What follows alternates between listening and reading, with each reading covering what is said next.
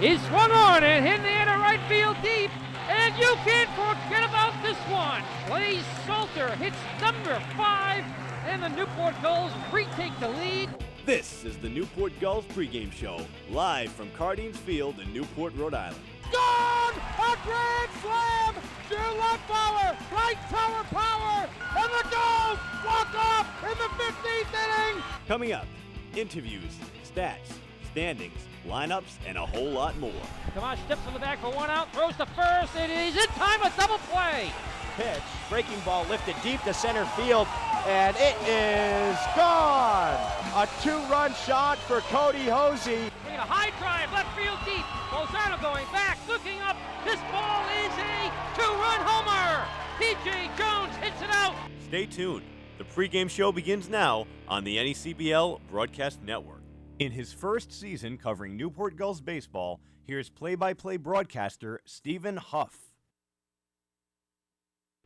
Newport readies for its first ever matchup against the Martha Vineyard Sharks here on Newport Inclusion Night. How you doing, everybody? Stephen Huff getting you set for the first matchup of 2 here on the NECBL Broadcast Network. Newport picked up their 12th win of the season yesterday against the Ocean State Waves behind the bat of Hudson Haskin. It was tied at 2 going into the 4th when Haskin delivered a grand slam in the way of an 8-2 victory for the Gulls. Well, now they are sitting in first place of the Southern Division, and going into tonight's matchup, the Sharks come into this one in the middle of the Southern Division. Last night they faced off against the New Bedford Bay Sox, where they came away with a 4-2 victory in extra innings. It's the Gulls and Sharks here on the NECBL Broadcast Network. The Gulls pregame show starts right now. It's time for the Broadcasters Roundtable. Stephen Huff alongside the Gulls field reporter Zach Letson and the voice of the Sharks, Keith Chattanover. Now, Zach, I'm going to turn to you first. Of course, yesterday the Gulls getting an 8-2 victory, and you talked to Hudson Haskin in Monday's game against the Westerners, talking to Haskin heating up a little bit. Then he comes through with the grand slam. I mean, it seemed like perfect timing for him. Yeah, well, you said it. Coach Winroad had him in that leadoff spot, and he's coming through, helped really put the dagger in yesterday's game, helped the Gulls pick up that 8-2 win. And then on top of it, the bullpen has been the catalyst for Newport's success all season, especially on the mound, obviously, but they continued their success against Ocean State, coming in and closing the book on the Waves. Yeah, all season they've been terrific, and last 2 games really been lights out, helping close the door on the win against Danbury, and then last night's win in the Pellbridge Series against Ocean State. And now turning over to you, Keith. Now, you guys had a doubleheader Monday. You had a game yesterday. Doubleheader once again today. A brutal schedule for you guys. Absolutely. 26 innings in the last 2 days. If you add today, that'll be at a minimum 40 in the last 3 days. Sharks have a tired bullpen. Isaiah Mestre gets a start for the Sharks tonight. It's on him to get deep into this game. It's going to be his first start. It's on him to get deep in this game, preserve that bullpen. And then, so talking about the bullpen there, how about on the other side? Who sticks out for you out in the Sharks lineup? Well, for the Sharks, the leadoff man, Nander DeSatis, he's a huge prospect for the Vineyard out of FSU, out of Florida State. Look to him to get the Sharks offense going, and then for Chamberlain Raposo later in the lineup. Well, it should be a good one here tonight. Stick with us. Gulls and Sharks coming up shortly here on the NECBL Broadcast Network. Welcome back to the pregame show here on the NECBL Broadcast Network. Nick Bell here with Dylan Brown. Now, Dylan, it's Ask Go, where we take our fans' questions from social media and ask you those questions. Sweet. So are you ready for this? I'm ready. Let's do it. All right. So first question here. If you were stuck on a deserted island with one of your teammates, who would it be and why? It'd be Hudson Haskins because he's an absolute dude, and me and him get along really well. So I feel like, and especially if like there's people attacking us, he's the guy that would attack them. I'd be hiding in the corner. But yeah. So second question. Favorite movie quote? Favorite movie quote. I'm not the biggest, even though I'm from LA and stuff, from SoCal, I'm not the biggest movie guy in the world. I'm a big Batman fan, so I would say like just some Batman quotes, like the Joker and like why so serious. Like I love that, like why so serious, and then boom, slams the pencil in that guy's head. That's probably my favorite quote. I agree with that one. If you had to assign a movie character to one of your teammates, which teammate would it be, and what movie character would that be? Movie character. Let's think about it. I like Sam and Jimmy. They're like some cartoon characters out of like Mario and Luigi. I'd say they're Mario and Luigi together. Just like Sam's Luigi and Jimmy's Mario. Like those are the two guys right there. All right. And who is the best BP fielder? BP fielder, Mackenzie Stills 100%. He's just an athlete. He's out there doing well.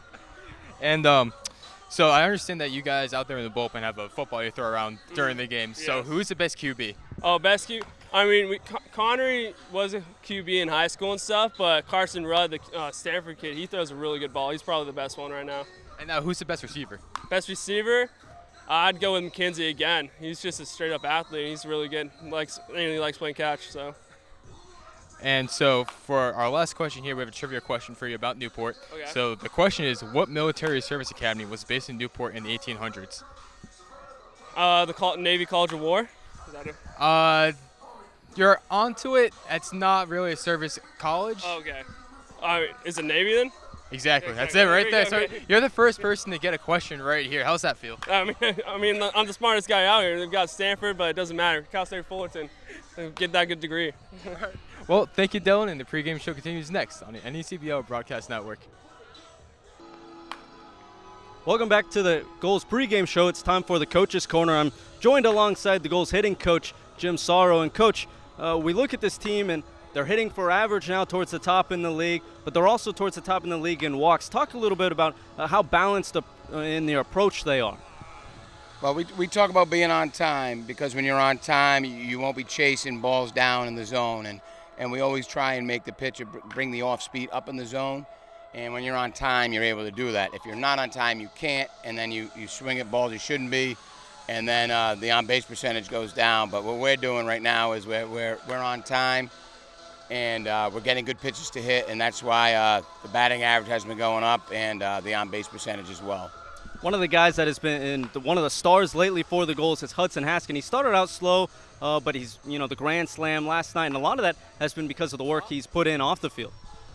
Well, Hudson is a guy that he wants as much work as he can get pregame, and he wants it every day. And when you work like that, plus his talent that he has, the sky's the limit, and it's really paying off because he's starting to stay behind the ball real well now, and good things are happening for him. And when good things happen for him, good things happen for the Gulls.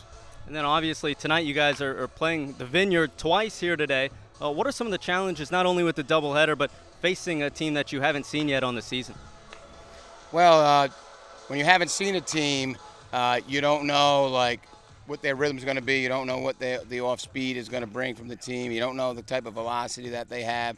So we just stick to our approach where we try and be on time so we can see the ball up in the zone and stay behind it so good things can happen. All right, thank you, Coach. Stick with us here on the NECBL Broadcast Network. The Gulls and Sharks coming up next here. Once again, here's Stephen Huff and the Newport Gulls broadcast team. Welcome into Newport for tonight's action between the Martha's Vineyard Sharks and Newport Gulls. Stephen Huff here alongside the voice of the Vineyard Sharks, Keith Chattenover, and the Newport Gulls field reporter, Zach Letson. Of course, it's Newport Gulls Inclusion Night, where the first 250 fans get free water bottles courtesy of Crystal Spring Water. And it's the first ever meeting between the Gulls and Sharks. Of course, you guys were in the Futures Leagues last year, and you are now joining the NECBL last year. We got rained out the first time we were going to play each other, and so we're making up with a doubleheader here today. We got two scoops of action here tonight. Here is Game 1, and we will have Game 2 following this one. First pitch for Game 2 is at 6:35 as the Gulls come into this one with a 12-6 record, currently tied for first place in the Southern Division. And Martha's Vineyard Sharks come into this one with a 10-9 record. Now, the Sharks, with that 10-9 record, just came off a victory last night in extra innings over the New Bedford Bay Sox by a score of 4-2. And it would give us a little bit of recap on that because it was a quite exciting match, wasn't it? Yeah, it was. The Sharks were actually no hit until the 7th inning last night against New Bedford. They took a 1-0 lead in the 7th, added what turned out to be a big insurance run in the 9th. They gave up 2 runs in the 9th. Both of those runs were charged to Mark Mendel, but the Sharks scored twice in the top of the 10th to win 4-2, their first ever extra inning victory in the NECBL. Was that the first experience in extra innings for the Sharks as well? No, the day before we had actually had a Game 1 of our day-night doubleheader resulted in a loss to Ocean State. So for the Vineyard now, 1-1 in extra innings. And so that was your guys' first couple tastes of extra innings. The Gulls have been in quite a few extra innings affairs, and that new rule in the NECBL with only being 2 extra innings before a tie and a runner starting on second kind of affects the strategy, and it can get pretty chaotic out there. Oh, absolutely. I mean, the Sharks. You know what I love about it, and I think the Sharks executed this well last night and the day before to a lesser extent. The necessity of productive outs. When you have a runner at second, nobody out, you can score them with only productive outs. A ground ball to the right side moves them over to third, and then a fly ball, a ground out past an infield, a drawn in infield. So what I like about it, and it kind of emphasizes small ball, being productive, getting that run home from second with nobody out. I think it's great. I think it's a lot of fun. It can cause some exciting baseball, but also can cause, like you said, some attention to detail, and those productive at-bats can just bring in that 1 or 2 runs that you really need that could be the difference maker. For the Gulls, they got their 12th win of the season. Last night it was actually against the Ocean State Waves in Wakefield. It was an away game for the Gulls as they took down the Waves by a score of 8-2. It was a close one. Through 2 innings, it was still tied 2-2. And then with the bases loaded in the 4th, Hudson Haskin came to the plate as the lineup flipped over, and he hit a big grand slam, his second home run of the year, and that was the difference maker in that game. Really, the momentum shifted in the Gulls' favor. They led at that point 6-2. They tacked on a couple of insurance runs late in the 8th and 9th inning to then get that win by a score of 8-2. A couple of phenomenal pitching performances for the Gulls in that one. Justin Cherry through 6 innings pitched, had 7 hits given up, 2 runs. Both of them were earned. Walked 2 batters but struck out 3. But pitching 6 innings in that one with the doubleheader today freed up some arms for the Gulls. And Garrett Schmeltz made his Gulls debut, of course, coming from Louisville. He pitched in the College World Series for Louisville. He threw 2 innings of scoreless baseball, and then Jimmy Kingsbury pitched a scoreless 9th. Now, I want to turn it over to our field reporter of the Newport Gulls, Zach Letson. We had an action-packed NECBL slate of games last night, and of course, we got a lot to preview here tonight as well. So, Zach, take it away. Well, action-packed it was indeed, Stephen. 6 games across the league last night, including Newport's win against the Ocean State Waves 8-2. But otherwise across the league, Winnipesaukee picking up their 2nd straight win, beating Upper Valley 8-5. North Adams moving back into first place in the Northern Division, topping Valley 7-4. The Mystic Schooners dropping Danbury to 12-6 with a 5-2 win. Martha's Vineyard picking up that 4-2 win in extras, as we just mentioned. The Keene Swamp Bats defeating the Vermont Mountaineers 8-3. And another full slate of games as we look at today's schedule. 7 games on tap for tonight, including a doubleheader here, but not just here. We have another doubleheader across the NECBL when Sanford travels to Upper Valley. So 7 games on tap, and meaningful games at that as we look across the league. Yeah, you look at the standings right now in the Northern and Southern Divisions. I mean, check out the Southern Division because that's where the Gulls and the Sharks are.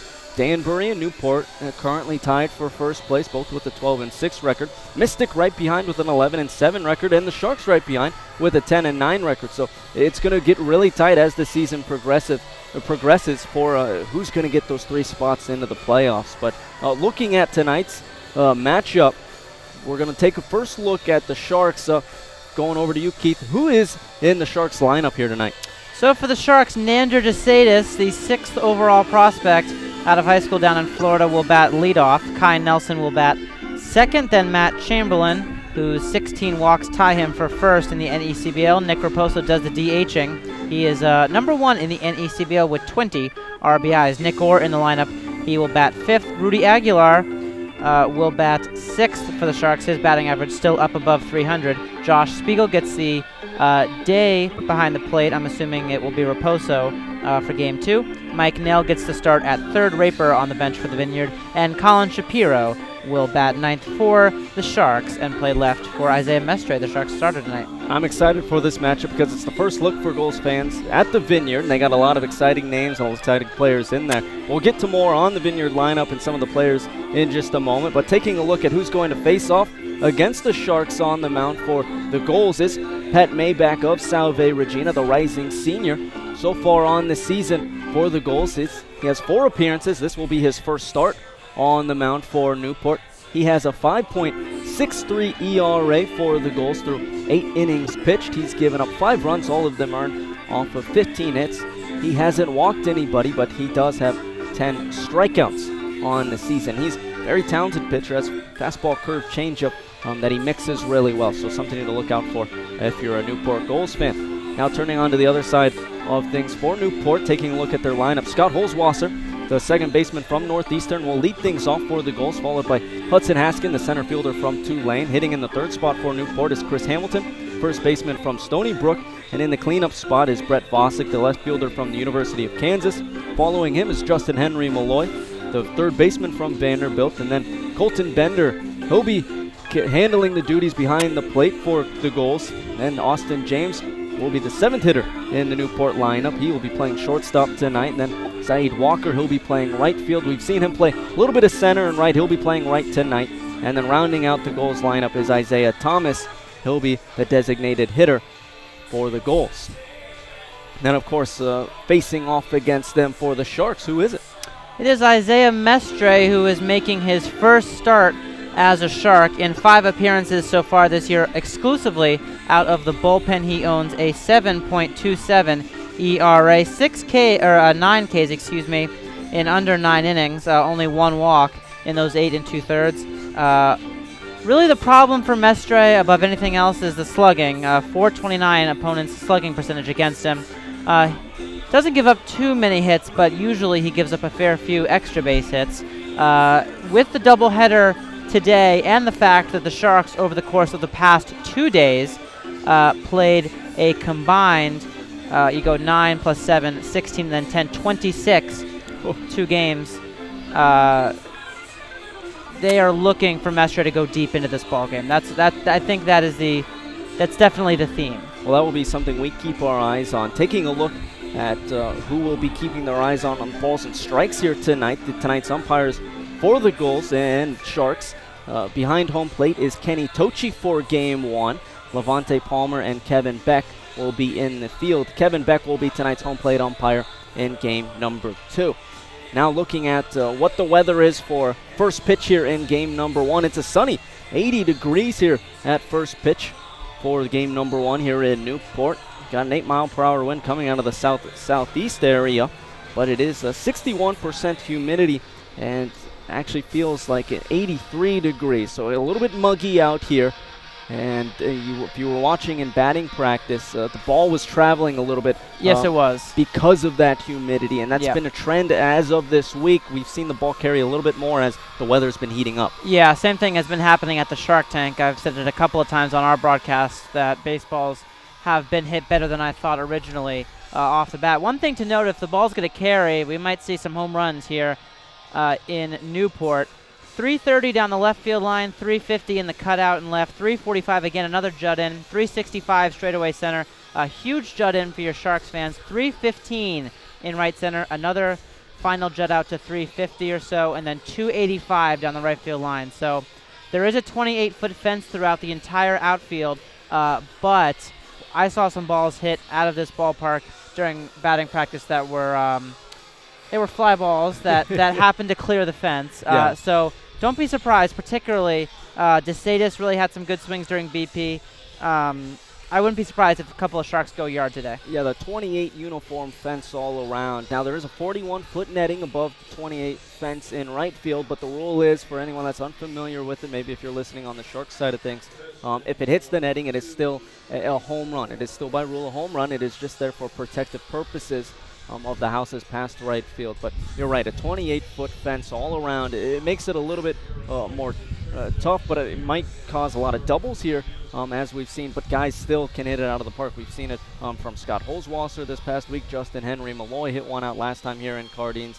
Even Brett Vosick hit it into the netting over there in right field. So it is possible, and it happens more often than you think. But taking a look defensively for the Gulls, going from left to right in the outfield, we Vosick in left, Hudson Haskin in center, and Zaid Walker in right. Then going from left to right in the infield as well, it will be Malloy at third. At short will be James, and then Holzwasser and Hamilton. Then behind the plate will be Colton Bender.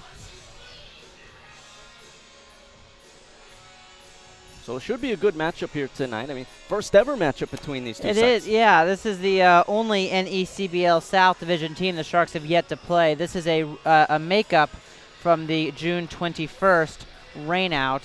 The Sharks have 6 games with Newport here in the month of July. They're going to be big ones as Newport sits just above them in the NECBL South standings. Should be a really good one. Sharks are amped for this one. One thing to note that I thought was interesting is that Sharks manager Jay Mendez asked just about all of his pitchers to travel, not just the ones who were eligible. I think the Sharks really think that today is a big game, big set of games, and they're treating this game with a good amount of seriousness, particularly for summer ball.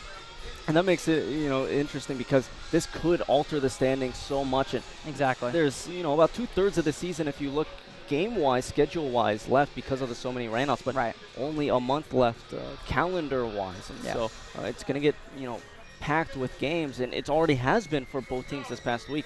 7 games in 6 days for the Gulls, but you look at the Vineyard schedule, 5 games in the past 3 days. I don't know how many off days you had before that, but you guys are running through a lot of arms, I'm sure, but these seem like 2 big wins if you get them here today. Yeah, Sharks would love to steal 2 here against Newport. They would be just fine with a split, I think. The Sharks bullpen, again, it's been taxed, and there's only 5 available out of that Sharks pen according to Jay Mendez's lineup card, and only 1 righty. That's Hunter Harris, who's available out of the pen. So, again, we can't stress it enough. Mestre has not yet started this year, although he was a starter at UNH New Haven. It's on him to get into this game. Oliver McCarthy, who's starting game 2 for the Vineyard, also has not started a game here today, although he is, again, a starter. But the onus is on them big time to eat up innings, get a good pitch count going, and be efficient. And, that was the goal of the Gulls starter yesterday, Justin Cherry. Kevin Winterode, the coach for Newport, really wanted Cherry to go 6 innings. That was his, hope for him on the mound. And he was able to go 6 solid innings. And Ocean State, of course, in Ocean State, Newport was able to get, a big 6 runs to give Cherry, that little bit of flexibility, a longer leash on the mound. And so he was able to go 6, save some arms out there. Test Garrett Schmeltz for 2 innings in his debut in a low-pressure situation and save some arms for the matchup here today and for the 2 games here today. Yeah, the Sharks had Austin Peterson, who was just fantastic yesterday. He went 7 1/3, ate up, you're talking about these valuable innings, 7 1/3 innings for him. 6 hits, no runs, dropped his ERA to 2.22. His 24 1/3 innings pitched this year is first in the NECBL. He was fantastic yesterday. So will be Patrick Maybach on the mound starting for the Gulls. We previewed him at the top of the broadcast, lefty from Salve Regina. He was Rookie of the Year in his freshman year at Salve. And then his sophomore season led the CCC in strikeouts. So a premier guy out of Salve, and features an excellent fastball and an even better curveball. And what I love about him is his ability to sequence the pitches. Works over the heart of the plate and low well. And so if he can get going early, I think that's going to be his goal. Some of the trouble with Maybach has been working inside on guys and maybe a fatigue as he goes on throughout the game. But with how many arms are in the bullpen, I don't think that's a worry for Kevin Winterode. But I think Maybach has been a guy that's been gaining confidence on the mound, because for a lot of these D3 guys, it might be a little bit intimidating. Come in with all these big names in this league, but he's a guy that hasn't shied away from it, and he's really done an excellent job on the season. Yeah, and the Sharks are actually a lineup that will feature plenty of non-D1s. Last night they had the heart of their order, Chamberlain, Raposo, Raper, all D2 or D3 kids, so they're also not afraid to play their D2, D3 kids off the bench as well. Well, it will be Maybach against the switch-hitting Nander de Cedas. First pitch from Maybach, curveball. Foul tipped back into the screen, 0-1. Of course, de Cedas at Florida State was the number 2 player in Florida coming out of high school, number 1 shortstop, but number 6 recruit in the nation. Now this 0-1 changeup swung on and missed, 0-2. Good pitch there by Maybach. We have a really good view here of a throw from the left side with the break going into in towards DeSatis. Now the 0-2, there's another curve, but just missing the zone low. 1-2. DeSatis was the second highest high school recruit to play in college in 2018 as another curve misses outside. So early on, some off speed here from Maybach, not looking to give DeSatis anything to hit. Maybach is comfortable with a lot of his off speed and breaking balls as this 2-2 misses outside. Count now full. Sharks will draw plenty of walks as a team. That's something that Jay Mendes stresses a lot. Maybach looking on. There's a full count pitch that misses up, so there is the first walk of the day as DeSatis works it full and works it for a walk. But no Watts, the leadoff man, is aboard first. Good at bat there from Nander DeSatis. Was down 0-2, worked it back, laid off some good off-speed pitches, and then some high fastball. He's aboard. He's got some good speed. Kai Nelson, the batter. That's the 6th walk of the year for DeSatis. Kai Nelson due up from Georgetown. He watches this first pitch in there for strike 1. Nelson hitting .305 with an on-base of .440. Another lefty-righty matchup for Maybach on the mound. Curveball swung on and missed. That ball had some good movement from Patrick Maybach. Had Nelson fooled. 0-2 on the Sharks right fielder. Maybach looking for that curve early on here, early and often. Looking over to first at DeSatis. Now delivering the 0-2. Pitch misses up. Bender looks over to first but doesn't throw. Count now 1-2. Matt Chamberlain to follow for the Sharks, who are above 500 for the first time since the middle of June. They're 10-9. And Matt Chamberlain's number, we'll talk about him in just a second, but I mean, outstanding so far for absolutely the Vineyard. I was looking at his numbers pregame, and every single one it seems like tops the next. And again, he's a D2 kid. And I love those stories because they all have something to play for. Now the 1-2. Fastball just misses outside. Count now 2-2.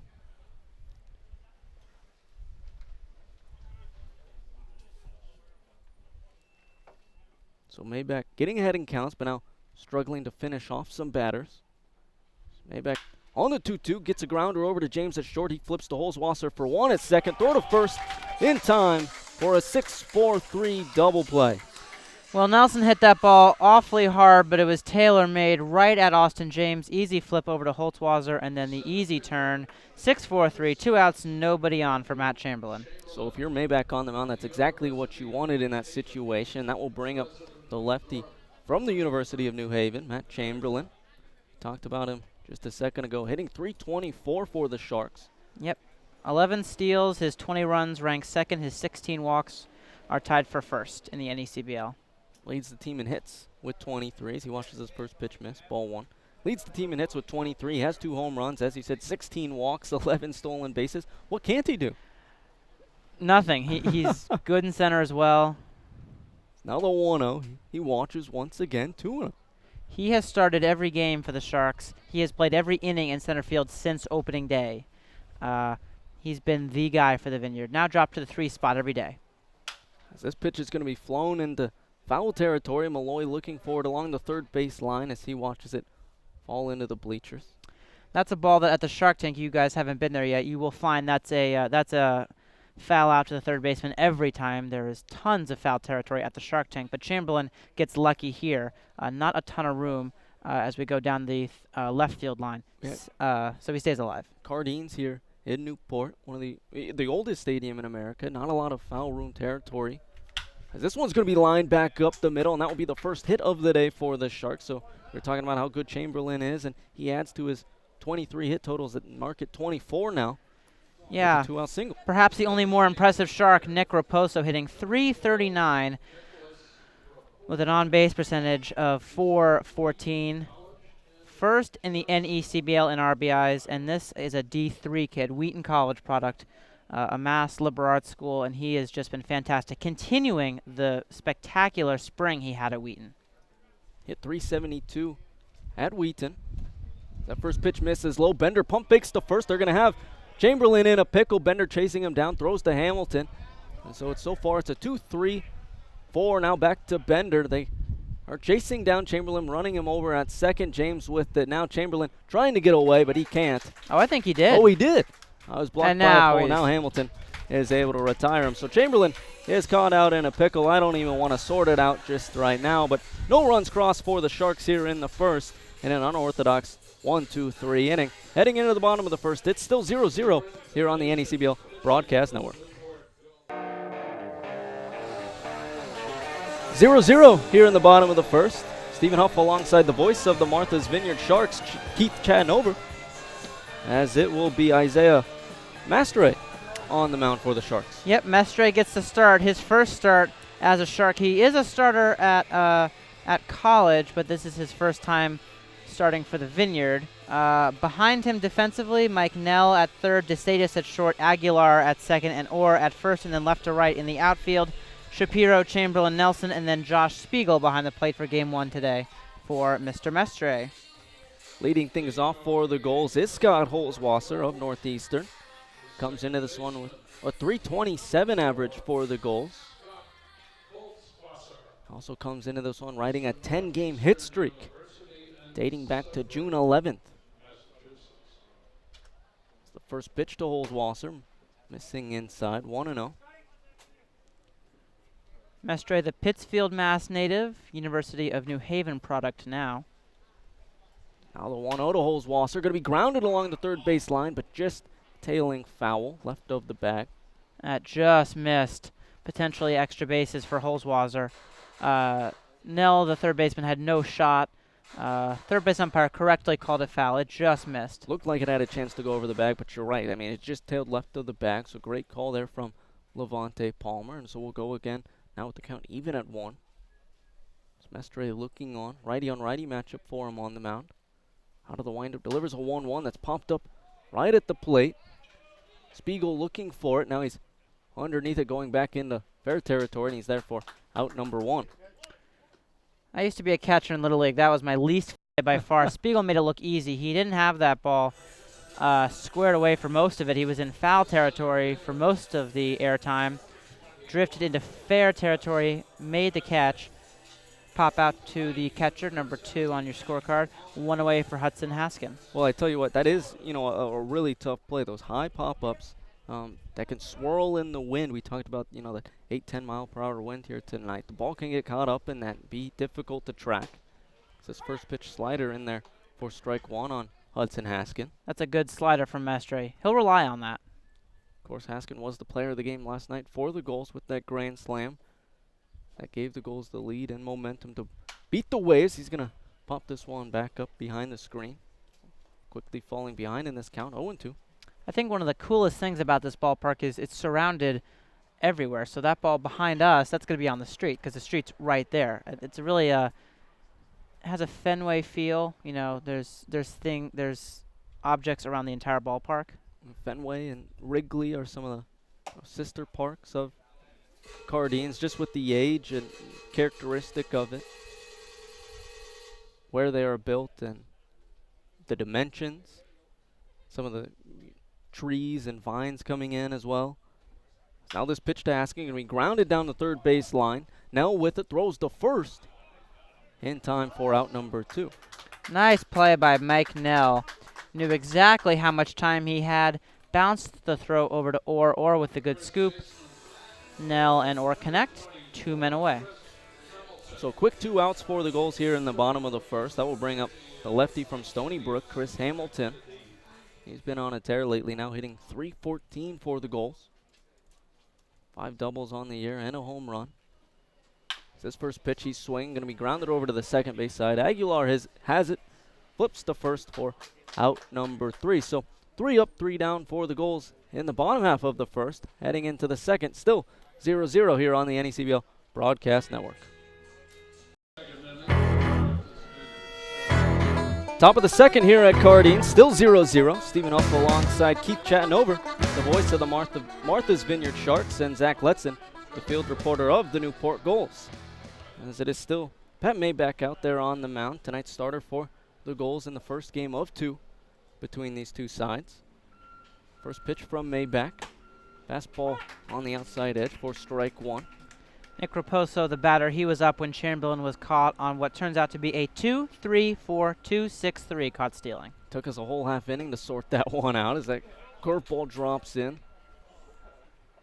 So they're going to option down to first, I think. I couldn't tell if he went around or not. Yeah, he did. First base umpire said no swing. 1-1. So count out 1-1 to Raposa.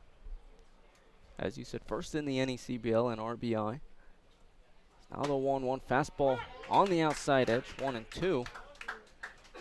Good pitch by Maybach, doubting that outside corner. Or to follow, and then Aguilar for the Vineyard here in the second. No score.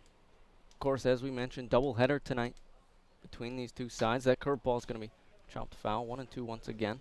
So that means it's a 7-inning game in the first one, 7-inning game in the second one. Right. Instead of the ordinary 9-inning games. And if it goes into extras, the same 2-inning rule applies, but the extra innings will start in the 8th and 9th innings as opposed to playing a full 9, then 10th and 11th, as that fastball misses up and away, 2-2. Sharks played 16 innings against Ocean State this Monday. They played 9 innings in Game 1 and then the 7 in Game 2. I'm sure that was easy on your team, as that 2-2's fouled off into the warehouse.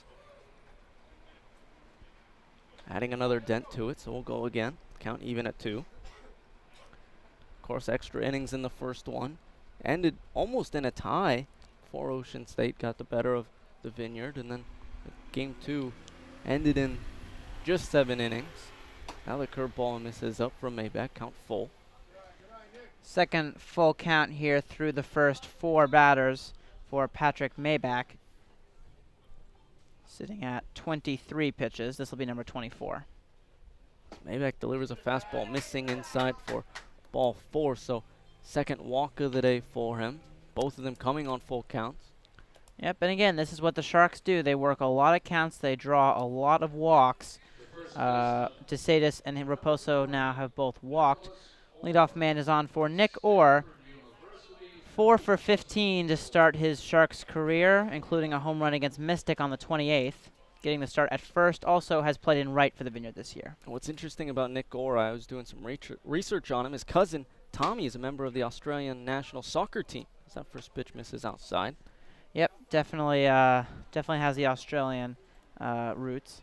I will never forget one of my favorite goals of all time was in the 2014 World Cup, and it was by the Australian national team. And it was a diagonal pass just past midfield, over the top of Tim Cahill's head. That pitch misses low, 2-0. Against Netherlands, it was a 1-0 game at the time, and it just went over his head, and it was a full volley on his left foot. Went over the Netherlands keeper. It went bar down to tie the game up 1-1. It was possibly the goal of the tournament if Robin Van Persie's diving header didn't top that, as that 2-0 pitch missed up 3-0. But Australia, not known for their soccer, but that goal will stand in soccer history forever as one of the best of all time.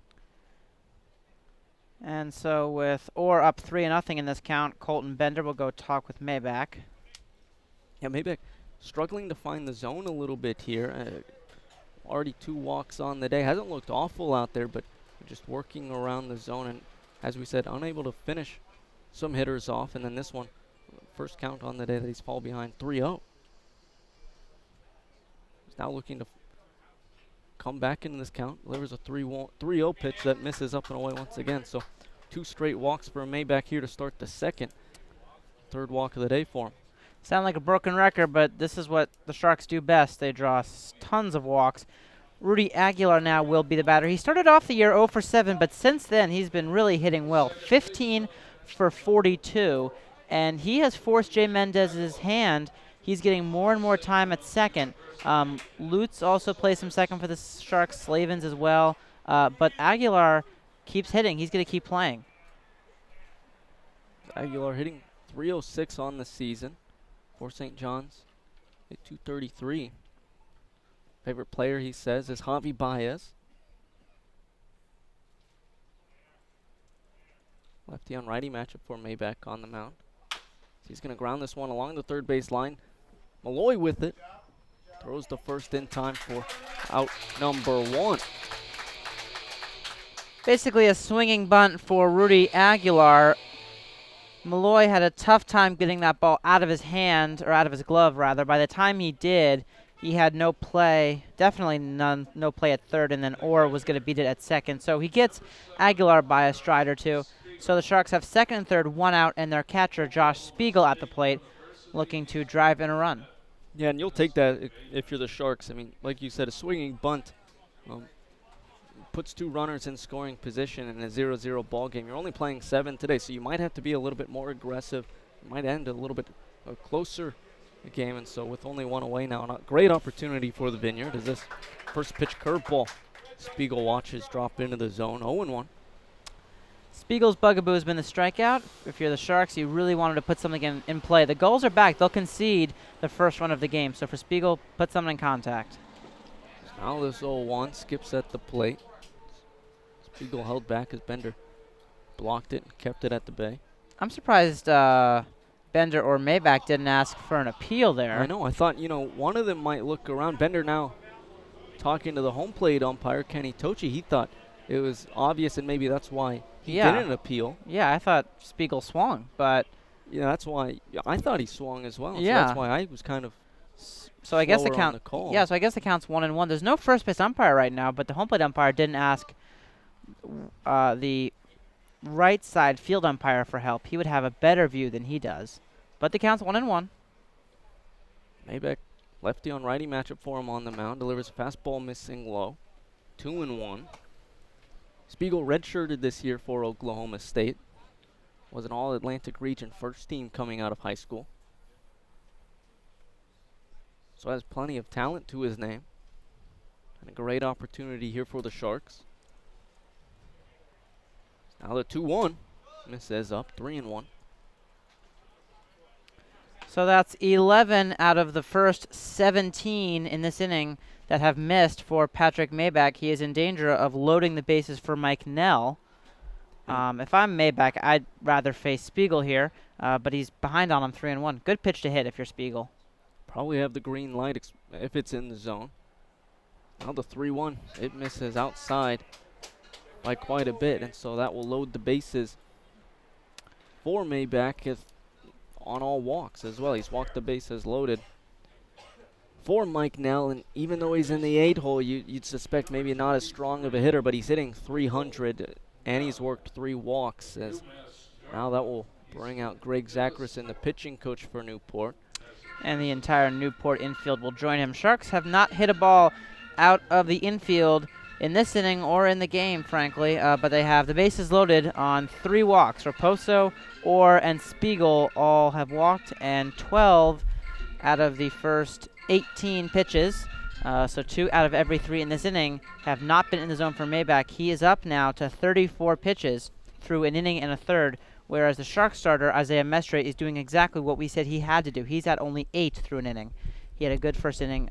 He'll look to continue that, but Maybach here hoping to keep the pitch count down. And it's a tough guy at the plate in Mike Nell. He's only had 10 plate appearances for the Vineyard, but he's hitting 300 with 3 walks in those 10 plate appearances. And for the University of Massachusetts, Dartmouth this spring, led the team in everything, in batting average, on-base percentage, and slugging percentage, hit 356 with a 449 on base and 664 slugging. So a guy that is a real threat at the plate. Yep, and he's 3 for his last 8.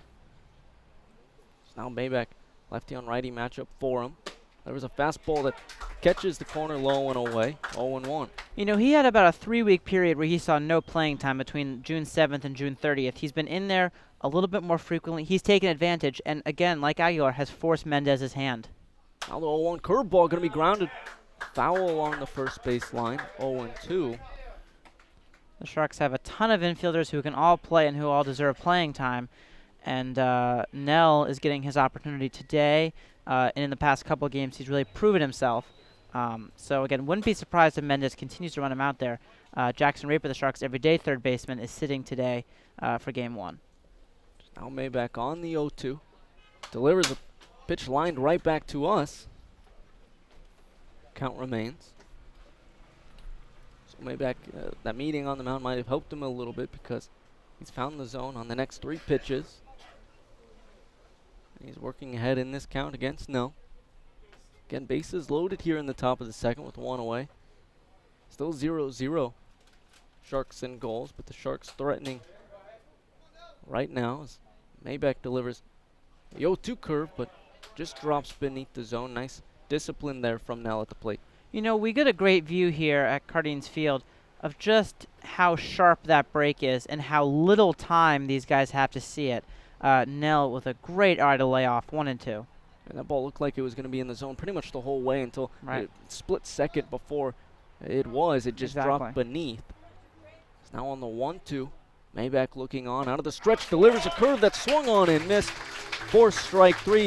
That's the second out here in the second. First strikeout of the day for Maybeck on the mound. Nothing that Nell could do with that one. Just a perfect curve from Patrick Maybeck. Looked to be a strike.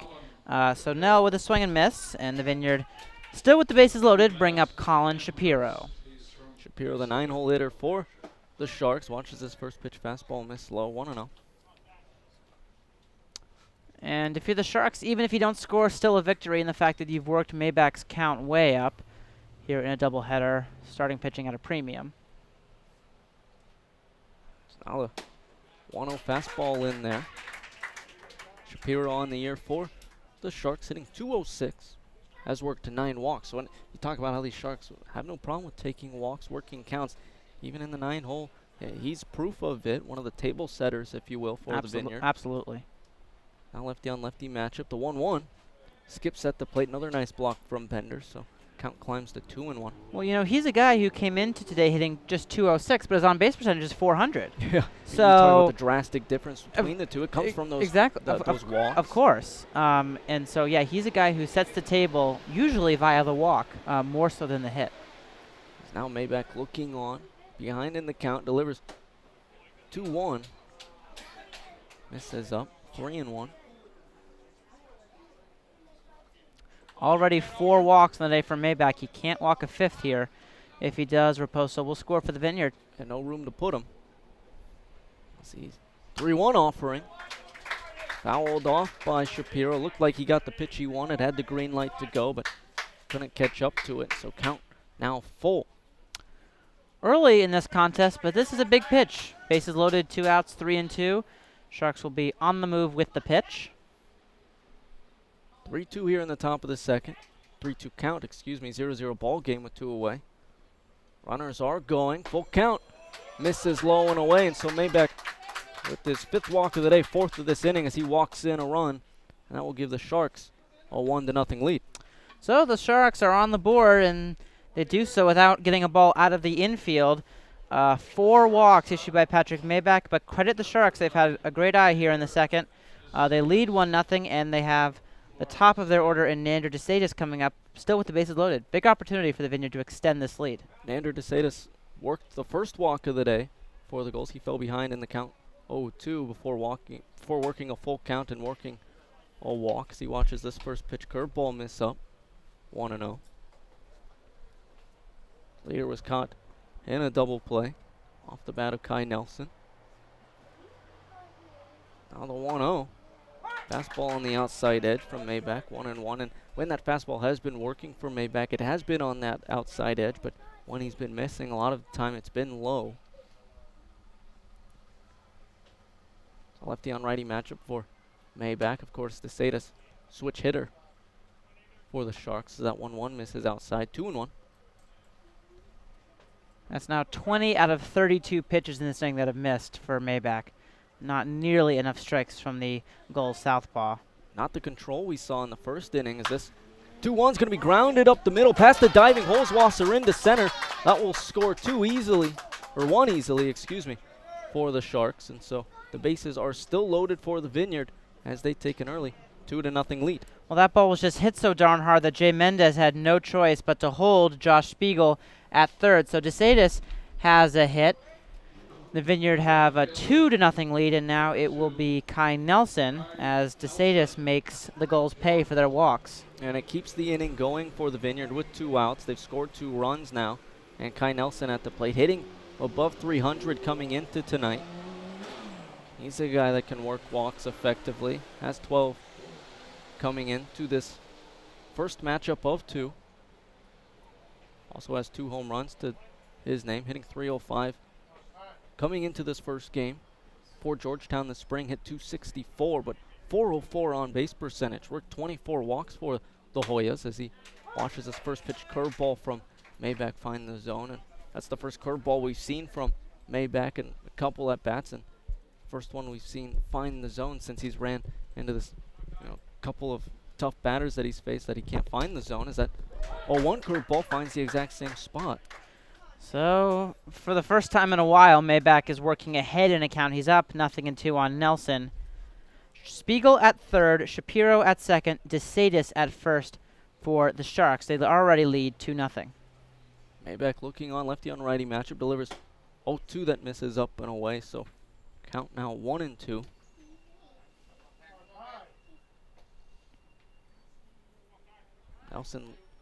Maybach looking on. Again, bases loaded. Sharks lead 2-0 here. This curveball just misses up.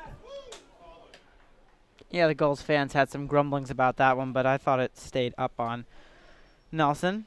You can't see it, I don't think, on the TV, but there's a seagull that's landed in left center, which... That's the live mascot. Exactly, of course. That's what I was going for there. Now the 2-2 from Maybach. Fastball chumped foul. Of course, we have Goldie and Goldie Jr., the mascots of the Gulls, but then it's always nice when we have the live mascots actually land in the field for us. As you see it there on the monitors.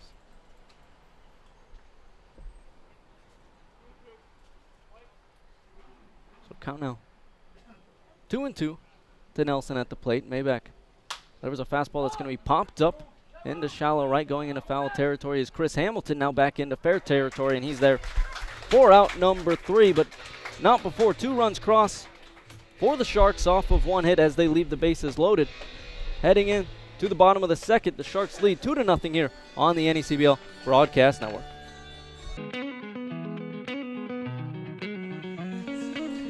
Bottom of the second here at Cardines. The Gulls trail the Sharks 2-0. Stephen Huff alongside the voice of the Martha's Vineyard Sharks, Keith Chattanoover, and the field reporter of the Newport Gulls, Zach Letson, as it will be the 4, 5, 6 hitters due up for Newport: Brett Vosick, Justin Henry Malloy, and Colton Bender. Isaiah Mestre needed only 8 pitches through the first inning, looking for a similar second against 4, 5, 6. The first pitch to Vosick misses up 1-0. You contrast that to Maybach's performance, 55 pitches so far through 2. He needed almost 40 in that second inning. 39 total. That 1-0 over the heart of the plate to Vosick, 1-1. I mean, that's where you want a guy through 4 innings. 3 would be okay too. That's tough. Now the 1-1, nice breaking ball there from Mestre, excuse me. And we alluded to it in the pregame. That's what the Sharks want to do. They want to work counts. They don't get a ton of extra base hits. That's how they get runners on, with the walk. Now the 1-2 offering. Swung on and going to be flown into shallow left. Going back is the shortstop, DeSatis, for out number 1. Nice play by DeSatis. Made it look easy. Going back to his right and behind him. Reached up, made the backhand snag. Shapiro would not have gotten to that one. 1 away for Justin Henry Malloy, whose name, of course, rang a bell in my mind. He is a former Bristol Blue in the FCBL. So, of course, that's where the Sharks used to play before the NECBL. As he offers half swing at the slider that cut into the zone. It's going to be a soft grounder over to Orr at first, and he jots on over to the bag for a quick out number 2. And we're talking about keeping the pitch count low. That's one way to do it. That's 13 through 1 2/3 will do just fine for Jay Mendez in the Vineyard. With Maybach needing 16 in the first. Mestre's got a shot to do that, be under that through 2. That will bring up Colton Bender after 2 quick outs for the Gulls in the second. Bender hitting .319 through 1 month, 1 calendar month here in the summer for Newport. That first pitch fastball at the knees, 0-1. Bender has 6 doubles on the year for the Gulls while working 7 walks as well. So this 0-1 slider just missing. That was a good pitch by Mestre. Tochi called it just off the outside corner, I think. I think it had the knees. 1-1. Righty on righty matchup. Mestre out of the windup. Another slider. Similar spot. This one caught the outside edge, and so 1-2. I might have been wrong about the 1-0 pitch because that ball I thought had the same amount of plate but was up a bit, so he might have called the 1-0 low. In any event, it's 1-2 on Colton Bender. They were almost identical pitches, but just, half an inch difference is now the 1-2 to Bender. Fastball catches the chalk on the left-handed batter's box. 2-2. This is the longest at-bat for the Gulls. It's going to be pitch number 5 coming up, and if you're Isaiah Mestre, that's music to your ears. Austin James would be next for Newport. 2-0 Vineyard, bottom of the second. Mestre looking on to Bender. Delivers the 2-2, and it's going to be popped up into right field. Coming on is Nelson, going back is Aguilar. Nelson calls him off and can't come away with it. Bender is aboard. That's going to be a hit for Colton Bender. I'm not exactly sure why Nelson had such a tough time with that ball. I don't think he had a sun problem, although I could be wrong. He didn't give the quintessential I don't see it look. Now that sun would be coming from that direction, so the sun may have been in his eyes, but you're right, he didn't throw out his arms or anything. No. Didn't throw up the glove to block the sun, but it looked like he just simply overran it. Yeah, and so it's a hit, the first base runner for Newport, and James will bat. Now the throw over to Bender at first, keeping a check on him. He's back easily at first, and so that will bring up Austin James of Missouri. He's hitting 190 on the season for the Gulls, but has worked 10 walks on the year as that first pitch fastball misses low and away. If you're Mestre, you would have hoped to be in the dugout by now after inducing the shallow fly ball from Bender, but he is forced to work from the stretch for the first time. We'll see if that has any effect. Bender at first, 2 outs. They throw over to Bender once again, but he steps back on the bag. Another righty-on-righty matchup for Mestre on the mound.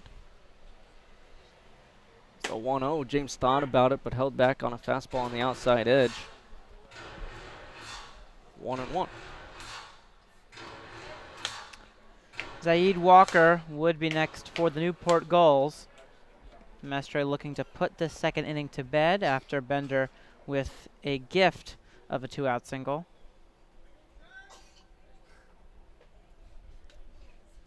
Now on the 1-1.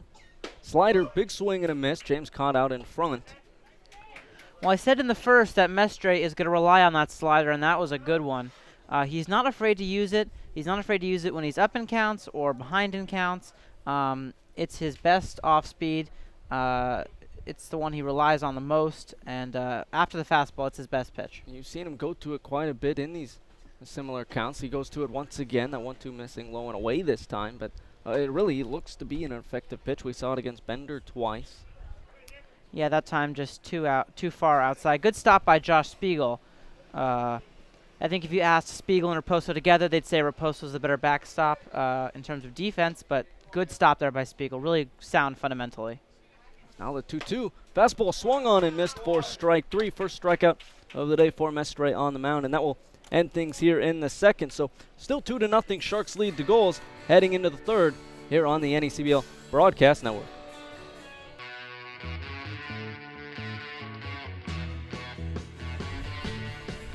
Top of the third here in Newport as the Sharks lead the Gulls 2-0. Stephen Huff alongside the voice of the Martha's Vineyard Sharks, Keith Chattanova.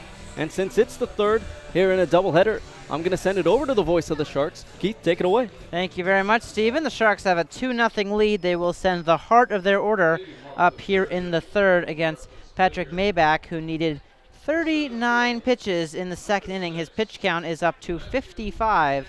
He will face Matt Chamberlain, who singled in the first and then was picked off. Chamberlain, the center fielder for the Vineyard out of the University of New Haven. Lefty on lefty matchup here. First pitch from Maybach is low and outside, picked by Bender. 1-0 to Chamberlain. We talked about how good Chamberlain's been this summer for the Sharks, but take a look at his spring numbers for the University of New Haven. 346, 494 on base, and 606 slugging. Grounds that ball to the right side. Holtzwasser has an easy play, but he boots it. It goes behind him. That will be an error on the second baseman, Holtzwasser, and Chamberlain is aboard to start off the third. Yeah, that's an uncharacteristic play from Holtzwasser. Typically just absolutely spectacular plays defensively. We've seen spinning plays, we've seen falling down plays, diving plays. He's a guy I've interviewed about his defense. He said defense never slumps, and so that's why he's always out there making those plays. So that's something you won't typically see from him, but it doesn't help Maybach out there on the mound. Yeah, so that's a runner on, and looked to be an easy play, just couldn't come up with it, and now it will be Nick Raposo, who walked and scored in the second. He takes right down Broadway, 0-1. We were talking about Chamberlain. We got cut off because he gets on board, but one of his spring numbers that really pops out, and it's relevant now that he's on first, 22 stolen bases. You know, he's a great hitter, but also a threat to steal here. Yep, has 11 steals so far this year. Takes outside, does Raposo, 1-1. 5 walks so far for Maybach to go along with 2 Vineyard hits, 1 each for DeSatis and Chamberlain.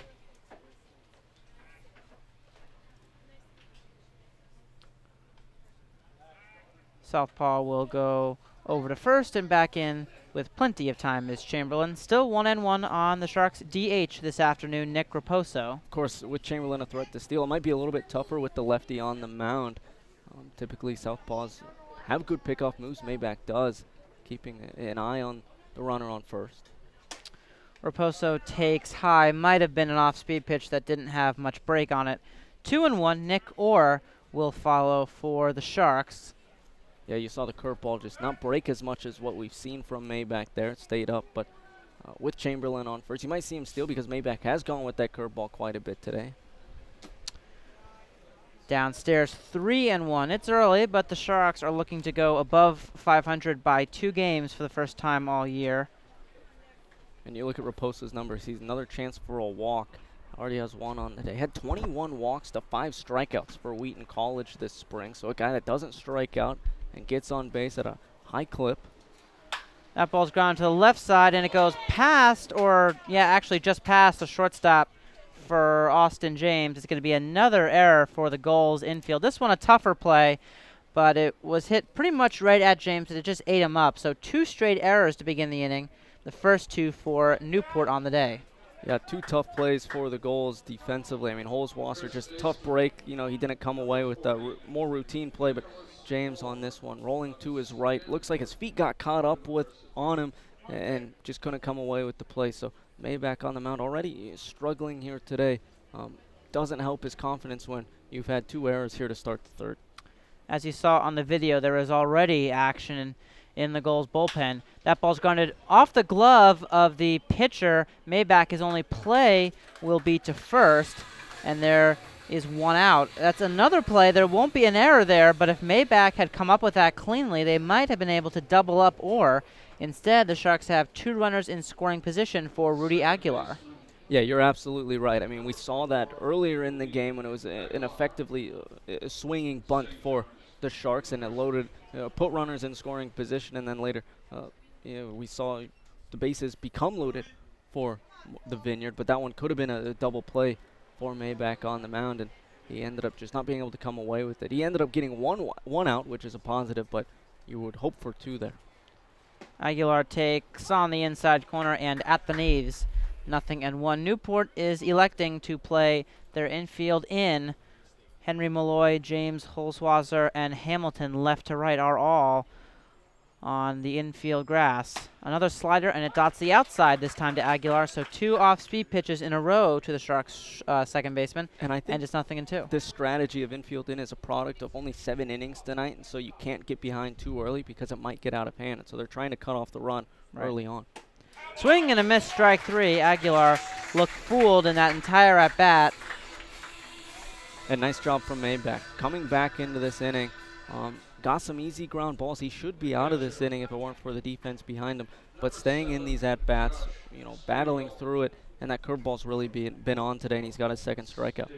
Josh Spiegel will be the batter, the Oklahoma State product. No runs if they score in this inning will be earned. That ball is lined, but right at the third baseman, Henry Malloy. and the side is retired. So the Sharks get second and third with only one out, but they do not score at the end of 2.5. 2-0 Vineyard on the NECBL Broadcast Network. We are back here for the bottom of the third, along with the voice of the Newport Gulls, Stephen Huff. My name is Keith Chatnover. We appreciate you tuning in for an afternoon game here in Newport, Rhode Island. It is 2-0 Vineyard, and Isaiah Mestre is back out to the mound. Zaid Walker, the number 8 hitter for Newport, takes outside 1-0. Now 24 pitches for Mestre, just getting underway in the third. It's exactly what he wants. Walker grounds it up the middle to his left, DeSatis. The throw off balance has plenty on it. One away as DeSatis made another one look easy. Yeah, tough break for Walker at the plate because he made good contact up the middle, and a lot of times, that's where you're taught to go growing up. And it looked like, with his speed, he might be able to beat that out. But another great play from DeSatis. That's one of the reasons why he was such highly rated recruit coming out of high school. Because you're right, made another tough play. Really just looks so smooth and easy out there. So that will bring up the number 9 hitter, Isaiah Thomas, who misses downstairs, or who takes downstairs 1-0. Thomas, the number 9 hitter, DHing this afternoon.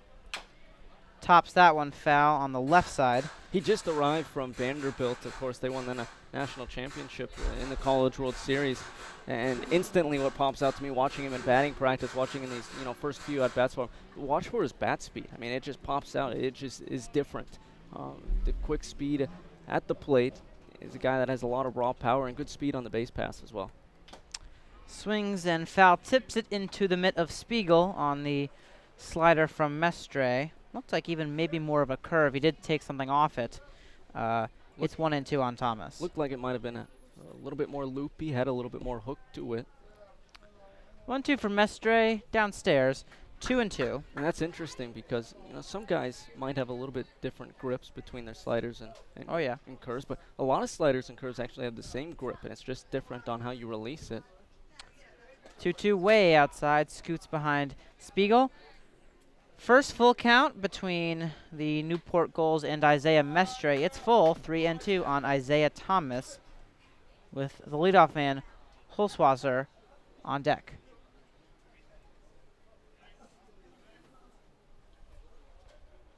The payoff from Mestre. Swinging a foul back to the chain link fence. Still 3-2 on Thomas. Nice work from Thomas at the plate. Really, the first guy at the plate for the Gulls that has been able to battle against Mestre on the mound, starting to figure him out a little bit, work up that pitch count because I think that's going to be key. You mentioned how Vineyard is going to want this starter on the mound to work through this game, get as many innings under his belt as he can.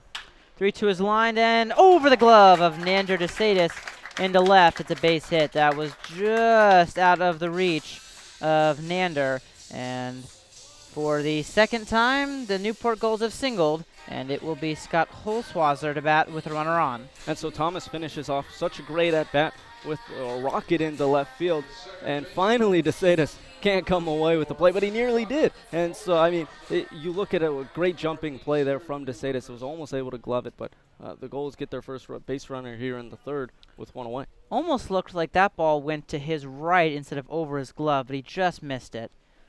Runner goes immediately. Spiegel's throw down a second on the called strike is not nearly in time. It's a stolen base for Thomas, who had a great jump off of Mestre. Yeah, I talked about during his at-bat how they love his power and his speed on the base pass. And so immediately when he gets on, they send him. And you look at his jump. That throw was a runner and a half behind. Thomas just got that great jump, but the speed to go along with it. It's going to be a tough out anytime he's out there. That ball is foul tip again, held on to by Spiegel. Quickly 0-2 on Holzwasser. Of course, Holzwasser, the typical leadoff man for the Gulls, had a night off last night. Played in 15 games, but the Gulls have played 18, so a rare night off for him. Mestre now takes a look at Thomas after he swiped second base on him. The 0-2 is outside. 1-2. Hudson Haskin will be next for the Gulls. Holzwasser has reached base safely in every single game he's played in this year. Popped up to the catcher Spiegel his first time.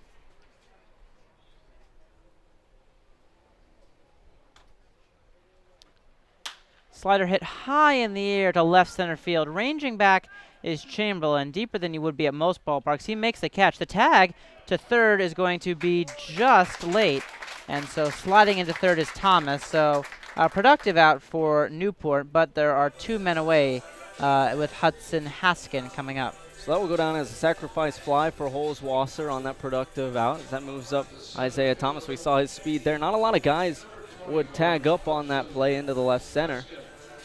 But Thomas, with his excellent speed, he's able to. So runner 90 feet from scoring for the Gulls, first time today for Hudson Haskin. So with the Gulls' first run 90 feet away, Haskin takes a strike. 0-1.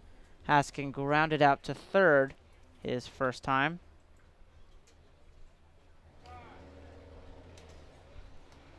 He's a guy that's talked about how he's adjusting from the BB core to the wooden bats. Takes that just off the outside corner. That's a pitch Mestre wanted. It's 1-1. Struggled a lot at the beginning of the season, but now that average is creeping up, as you see. 258 on the year, but hitting for power too. 2 doubles, 2 home runs, hit that grand slam last night, or 2 triples, excuse me, but also 9 stolen bases, so he can fly as well. Good slider from Mestre, 1-2. Chris Hamilton would be next for the Gulls if Haskin can reach.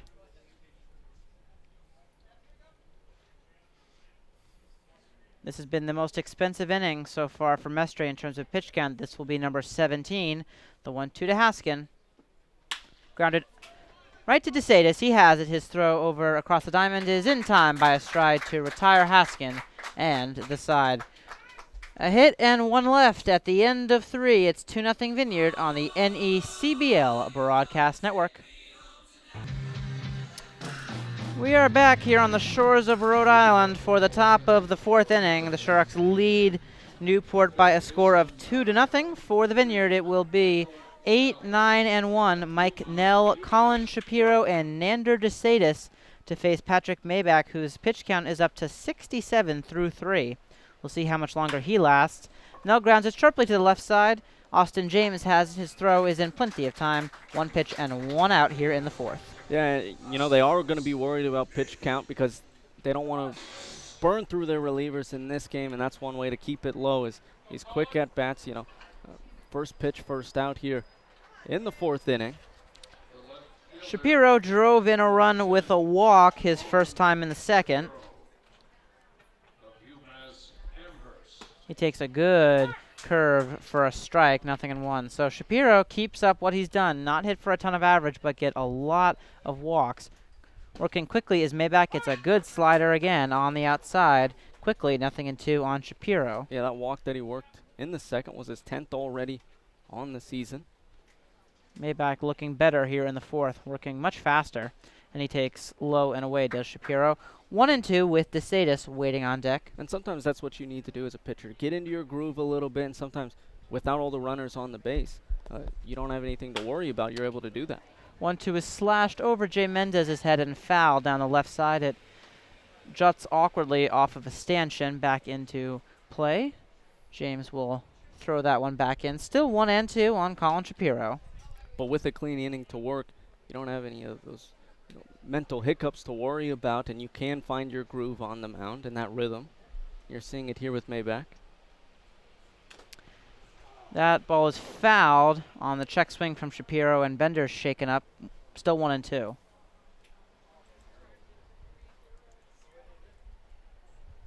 see Bender hopping around the plate. Looks to have caught his right hand. Yep. See him flexing it there. Nice camera work from cameraman Nick Bello. The home plate umpire will walk the new baseball out to Maybach to give Maybach's catcher a few extra moments, and Shapiro has a chat with the Sharks manager Jay Mendez. Sharks have Jay Mendez, their manager, coaching third, and Ryan Uhl, their hitting coach, manning the first base coach's box. Rounding out the Sharks staff is Mac Curran, a former Shark who joins the staff as a pitching coach this year.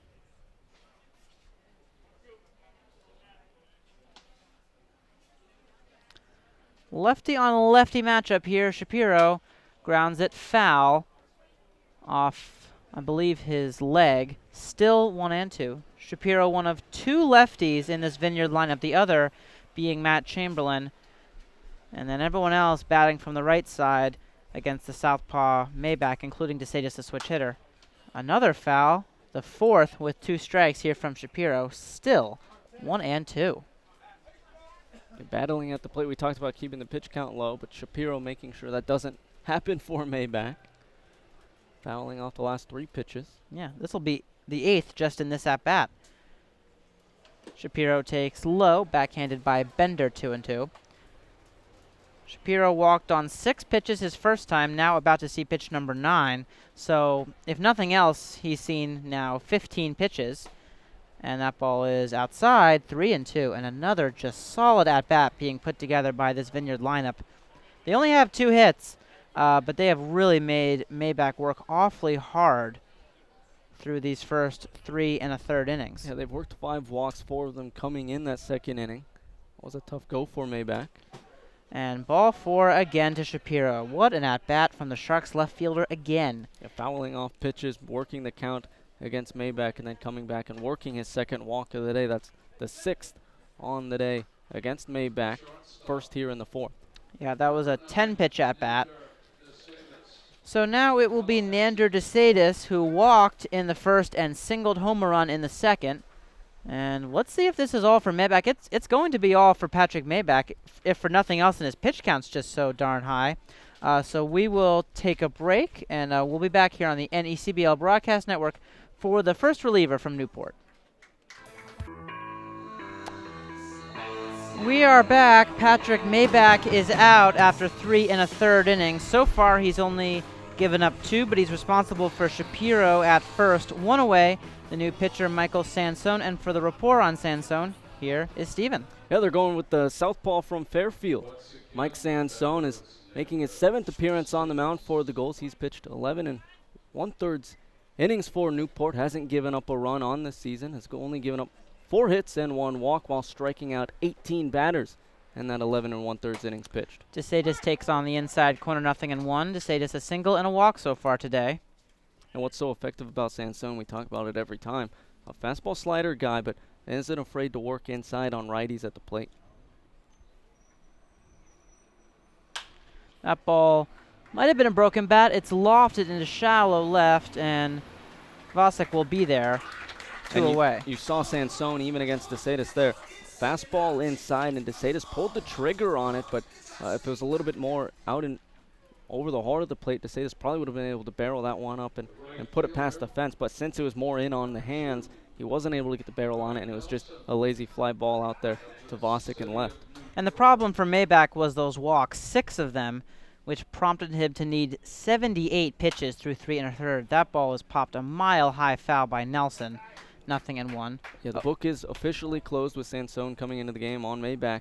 3 1/3 innings pitched, gave up 2 hits, 2 runs, both of them earned, but 6 walks and 2 strikeouts. And like you said, just the walks was what did him in, and then that high pitch count because of the walks. Only way the book could change is if Shapiro scores. That would be the 3rd run charged to Maybach. Runner does go. The pitch is inside, throw to second. No one really covering. But still a close play as Holzwasser came in. It's a stolen base, though, for Colin Shapiro. And you looked at Bender just kind of throwing to a spot and trusting that his middle infielders were going to get there. Holzwasser did get there just in time, but Speedy Shapiro was able to get a stolen base. He did have 10 on the season for UMass. So now runner in scoring position. You were right, Maybach. The book is not officially closed. I got a little bit ahead of myself, so now runner in scoring position. 1-1 is taken inside on Nelson as he did about a quarter swing on that, I'd say. 2-1. Matt Chamberlain would be next for the Vineyard. Already up 2-0, despite only having 2 hits. They've had tons of base runners today. They've already left 5 men on base. Nelson cuts at that one and misses for strike 3. I guess I had the count wrong, and that will do it for the 4th. We will head to the last of the 4th. 2-0 Sharks here on the NECBL Broadcast Network.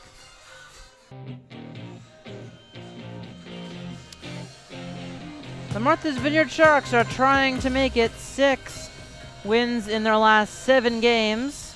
They have 12 outs to get here against the Newport Gulls. The Gulls will send up the heart of their order against Isaiah Mestre, who's been fantastic so far. They'll send up Hamilton, Vosick, and Justin Henry Malloy. That ball is tapped foul at the home plate area by Hamilton. 0-1. Hamilton grounded out his first time. Yeah, Hamilton, guy that hit .313 this spring for Stony Brook, now hitting .314 for the Gulls. So, guy that hits above 300, a perennial above 300 hitter, can hit for power as well. .526 slugging percentage, and now hitting 5 doubles and a home run for the Gulls this summer.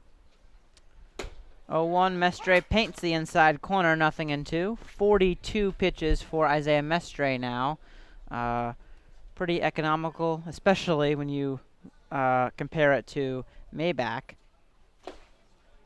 That ball is inside and low. I think Hamilton thought it hit him, but probably on the top of the shoe or the laces, but was not given first base by Kenny Tochi. And then didn't make much of an argument afterwards, which was interesting. The 1-2, swing and a miss, strike 3. Mestre K's Hamilton. Second strikeout for Mestre, 1 away for Brett Vosick. So the bat's slow to get going here for the Gulls, and you saw this against Winnipesaukee and Mystic at the front end of last weekend. They both, in both games, they heated up in the 9th inning, but they won't have that luxury here today being a doubleheader. And so if you're the Gulls, you're going to have to start waking up a little bit as the game progresses here. Vosick takes downstairs. 1-0, Vosick popped out in the second his first time. Of course, it is a doubleheader, and so that might bode well for the Gulls in the second game. 2-0 now on the Newport left fielder. One of the few instances tonight where Mestre has been behind. He has not yet walked a batter in 3 1/3. Right down Broadway, 2-1 to Vosick. And you saw Vosick shake his head a little bit. Might be a little bit upset he didn't pull the trigger on that one, because he's a fastball hitter, and with his power, might have been able to pull that one down and put the Gulls on the board. Good off speed from Mestre, 2-2. Of course, Vosick has 2 home runs, both of them coming within the last week and a half. Vosick at 6'4", 220 from the left side. Mestre deals a good slider, swing and a miss. Second straight strikeout for Isaiah Mestre, and he had Vosick completely fooled. Yeah, 2 outs for Justin Henry Malloy. Mestre really sequencing his pitches well, really all this game, but especially in these last 2 at-bats against Hamilton and Vosick, the 2 lefties in the lineup for the Gulls, mixing that fastball and slider well and working inside on them as with that slider especially. So that will bring up Justin Henry Malloy, the third baseman who is 0 for 1. He takes on the outside corner. No balls and 1 strike. Malloy, another guy heating up for the Gulls. .361 average. Had that 3-run home run earlier this week for the Gulls out to dead away center. Just missing. I'm going to say low is Mestre. 1 ball and 1 strike. Colton Bender would be next for Newport.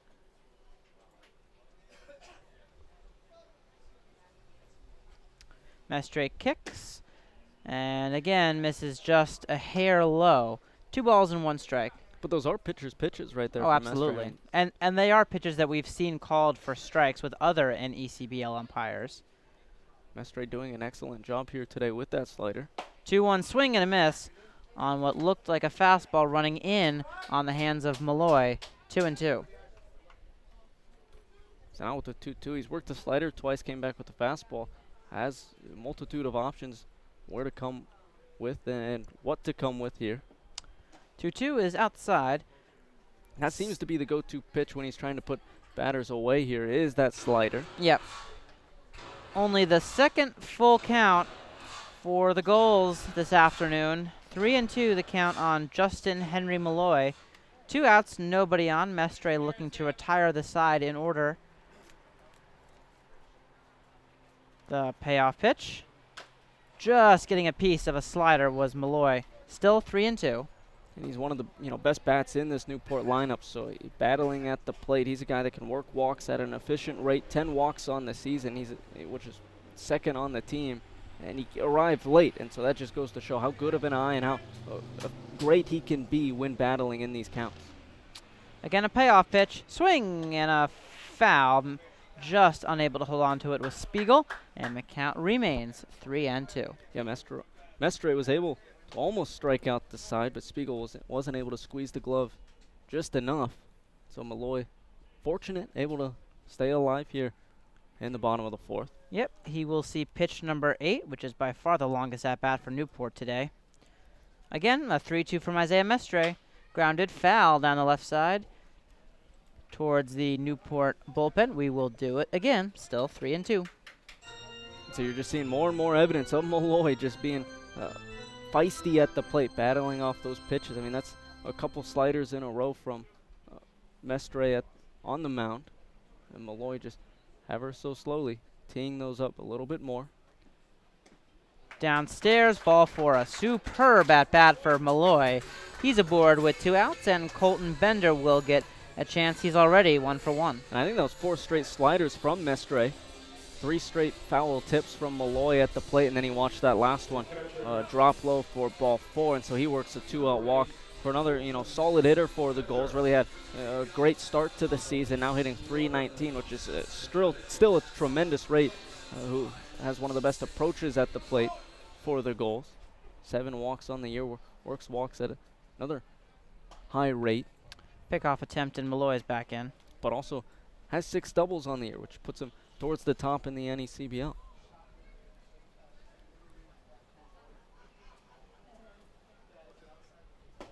Swing and a miss, 0-1.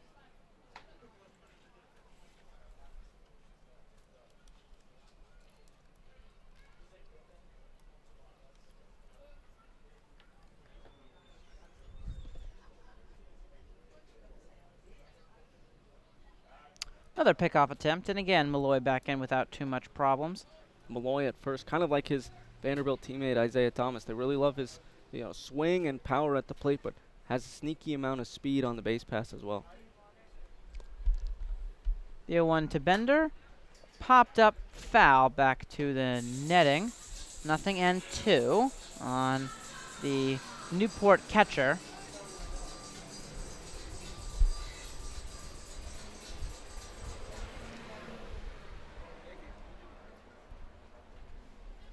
Bender, I've said it time and time again when we're here in Newport, but you guys haven't seen him yet. One of the better 2-strike approaches for the Gulls. Isn't afraid just to put it in play, but still has strong enough hands and arms to put solid contact on it. Pitch number 20 of the inning is hit back to Mestre. His throw to first will be in time, and the side is retired. So, a walk and 1 left at the end of 4. It's still 2-0 Vineyard here on the NECBL Broadcast Network.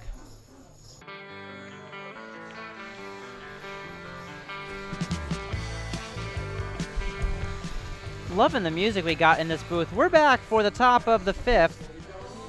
For the Vineyard, it will be the heart of their lineup against the first pitcher out of the Newport bullpen, Michael Sansone, who replaced Patrick Maybach, who is on the hook for the loss if Newport does not come back in this ballgame.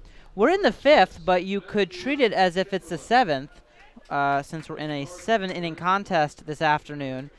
Chamberlain singled in the first and reached on an error in the third, so he is officially 1 for 2. Yeah, Sansone out there for a 2nd inning of work. Typically only goes 2 innings if he is stretched more than 1. That ball is tapped foul down the third base line. No balls and 1 strike for Chamberlain, the center fielder for Martha's Vineyard. And so if the Gulls, if he gets through this inning, expect the Gulls to option for a new reliever after this one. Sharks don't have a hit since the 2nd, but on the scoreboard they have a 2-0 lead. Chamberlain confirming the count with home plate umpire Kenny Tochi. 0-1, good off speed. 0-2. That was a nice slider there from Sansone. Lefties is a little bit tougher for Sansone because... And that ball nicked Chamberlain. So Chamberlain on an 0-2 pitch is hit with a pitch, not at all what Sansone wanted to do. And the Sharks, with another free pass, have the leadoff man aboard. Well, he's not exactly what I was just going to say. Against lefties, he's not as effective typically working inside on guys as he is against righties, which is his biggest strength. And he tried against Chamberlain there, but ended up nicking the arm of Chamberlain. His strength really on the mound is that fastball slider that has a lot of movement that kind of works in on the righty's hands. But against lefties, sometimes it can ride up on in on guys. Raposo swings and misses as Chamberlain runs, and Chamberlain's going to be out at second base on the caught stealing. Yeah, it looked like Chamberlain actually had a decent jump, but a fantastic throw from Bender down to Holzwasser. Chamberlain tried a swim move, slide over there, but Holzwasser kept the tag down and was able to retire Chamberlain for the first out here in the fifth. And you're noticing with the 7 innings, teams being a little bit more aggressive on the base pass. Of course, Vineyard just trying to get that insurance run here. That ball's popped to the netting, foul, 0-2. So now, in 16 attempts, Chamberlain is 11 for 16. He's been caught 5 times trying to steal. The sabermetrics folks will say about 80%, more or less is what you need to do to make the stolen base worth it. So Chamberlain not quite there yet, but certainly always a threat to go. That time was caught stealing by Bender. The 0-2 to Raposo, up and in, 1-2, with Nick Orr on deck for the 10-9 Martha's Vineyard Sharks, who, again, are looking to go 2 games above 500 for the first time all year. They've been right around that 500 mark. The 1-2, called strike 3. Raposo is down on strike. Second K for Sansone out of the bullpen. 2 men away for Nick Orr. Yeah, and that pitch before that is what set up that strikeout pitch for Sansone. Came in on the hands of Raposo, backed him up a little bit, and that sometimes makes hitters uncomfortable, and so that a lot of times sets up the strikeout pitch for Sansone because they're not as eager to pull the trigger, and Sansone actually gets a lot of backwards Ks because of it.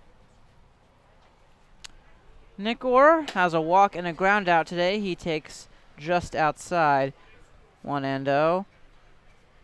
Or the California kid out of Pleasant Hill and then Stanford University.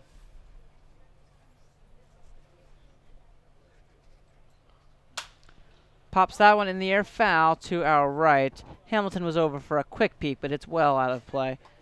1-1 on Orr. Nick Orr for Stanford this spring, 294 hitter, so he can hit for average. He's hitting 267 for the Sharks coming into tonight. 471 slugging as well, so a really solid hitter at the plate for the Sharks. Upstairs, and Orr is ahead 2-1. Rudy Aguilar would be next if Orr can keep the 5th inning alive for the Sharks, who lead 2-0 over the Newport Gulls. 2-1 is low and in, right where Bender was set up, but it misses from Sansone, and now it's 3-1.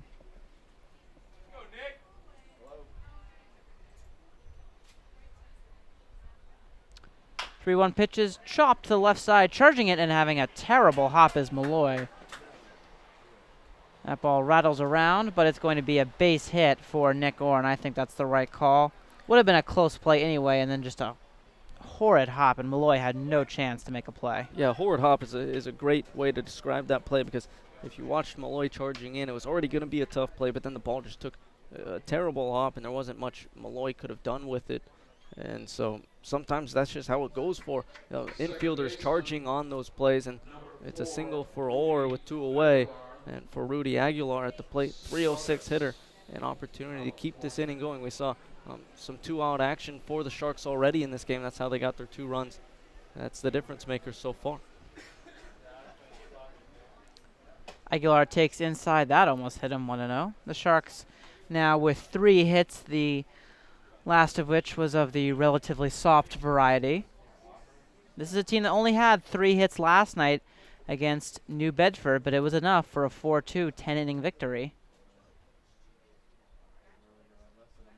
1-0 is grounded down the left side, just foul, about 2 feet, I'd say, to the left, our left of third base. 1-1 on Aguilar.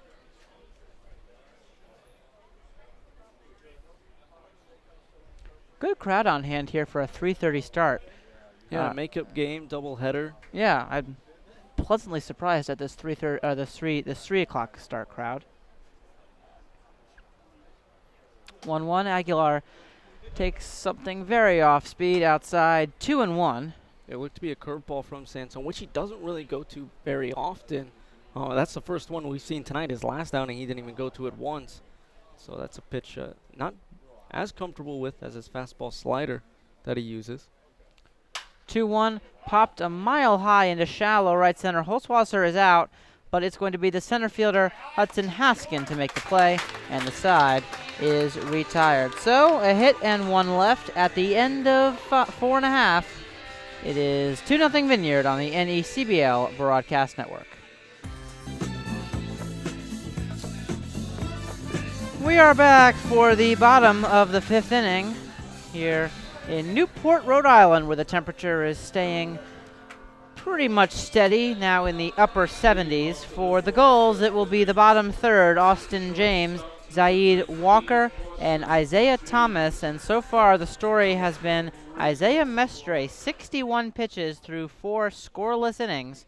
He's been very good for the Vineyard this evening, or early evening anyway, as James takes a strike on the outer half, 0-1. James struck out his first time in the second, 0-1. Yeah, and for the Sharks, we talked about that's exactly what they wanted, and that's exactly what they're getting from Mestre, and it's been in large part from that slider that we just saw. James yanks it foul, 0-2. And that's not to take away from his fastball, because you need the fastball to complement the slider, but it's been that slider, especially on the outside edge of the plate against righties, low and away. It's that pitch that's been the go-to pitch to put away batters or force some weak contact that the Gulls just haven't had an answer for. 1-2.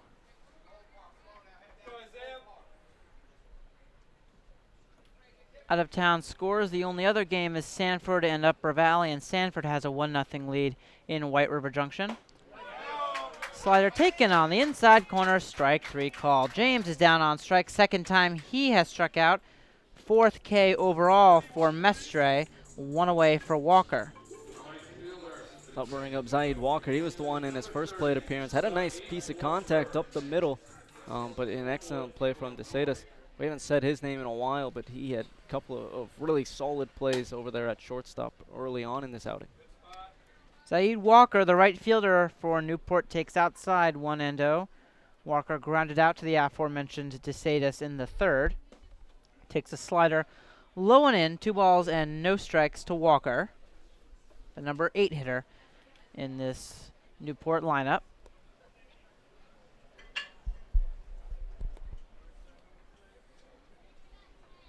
.2-0 from Mestre, down and away. So for the first time tonight, or today, Mestre is behind on the goal, 3 balls and no strikes. The 3-0 is on the inside corner, 3-1.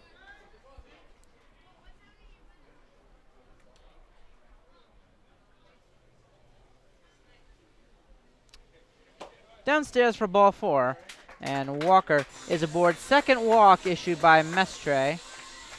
And that first walk came in the bottom half of the 4th, and now the second walk coming in the bottom half of the 5th. Hasn't really been a command issue for Mestre on the mound, but maybe starting to see some fatigue issues coming into effect for him out there, which if you're the Gulls, that's a good sign, obviously. You want to get to that bullpen or take advantage of a tiring pitcher out there, which has been, when the bats have been slow to get going, that's been the name of the game for them, and that's been the reason for those comebacks against Winnipesaukee and Mystic late on. So the batter will be Isaiah Thomas, the designated hitter for the Gulls this afternoon. He singled, stole a base, and eventually reached third, but was stranded there in the third inning as Walker warrants a pickoff attempt, and he slides back in safely. So far, he's the only Gull to reach scoring position.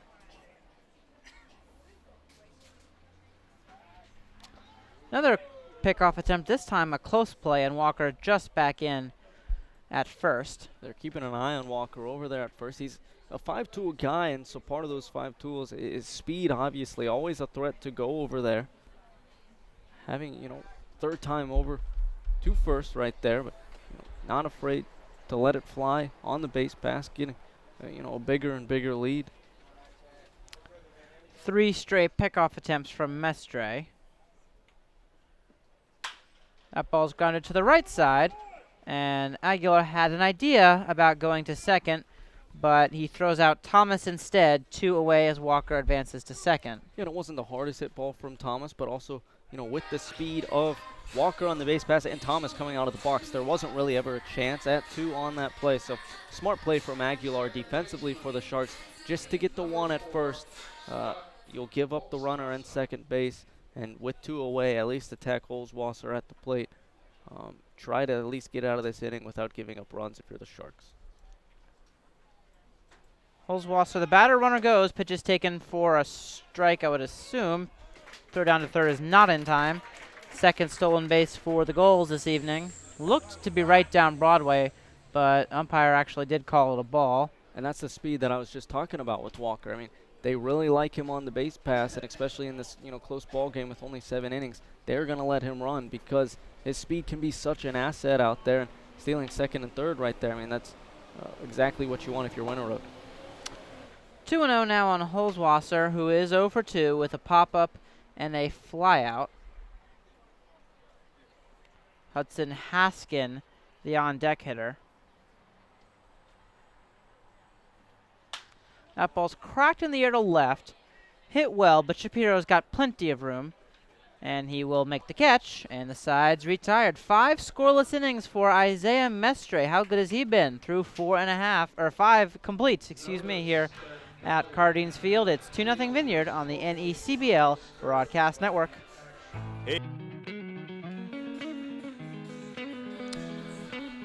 We are back for the top of the 6th, and that means it's my time to send it back to the voice of the Newport Gulls, Stephen Huff, for the 6th and 7th. Stephen, take it away. Thank you, Keith. It will be still out on the mound, Mike Sansone for the Gulls in his 3rd inning of work. And he will be facing off against the 7, 8, 9 hitters for the Sharks, Josh Spiegel, Michael Nell, and Colin Shapiro. As Sansone out there, he does have 1 inning that he did go longer than 2 innings. It was against Danbury in an outing that he went 4 innings pitched, had 8 strikeouts through 4 innings. This first pitch, big swing and a miss from Spiegel at the plate, 0-1-1. I'm joined alongside Zach Letson as well from the Newport Gulls. Lefty on righty matchup for Sansone on the mound. Sansone looking on. Working from third base side of the rubber, delivers pitch that misses up 1-1. And Sansone going right at these Sharks hitters, even with the Gulls trailing, it's kind of been his MO all year just to attack hitters. Been a big reason why he's gotten so many outs via the strikeout, still yet to give up a run on the season. Yeah, and a lot of that comes from his confidence. Is that 1 pitch swung on and missed, 1 and 2. Even when he misses inside, which is a dangerous place to miss, doesn't lack confidence, and so he comes back right to the inside edge, especially on right-handed batters, because he has so much confidence there. And a lot of times that's why he wins those at-bats. So now it's a 1-2 count against Spiegel. Off-speed pitch that misses low, block from Bender.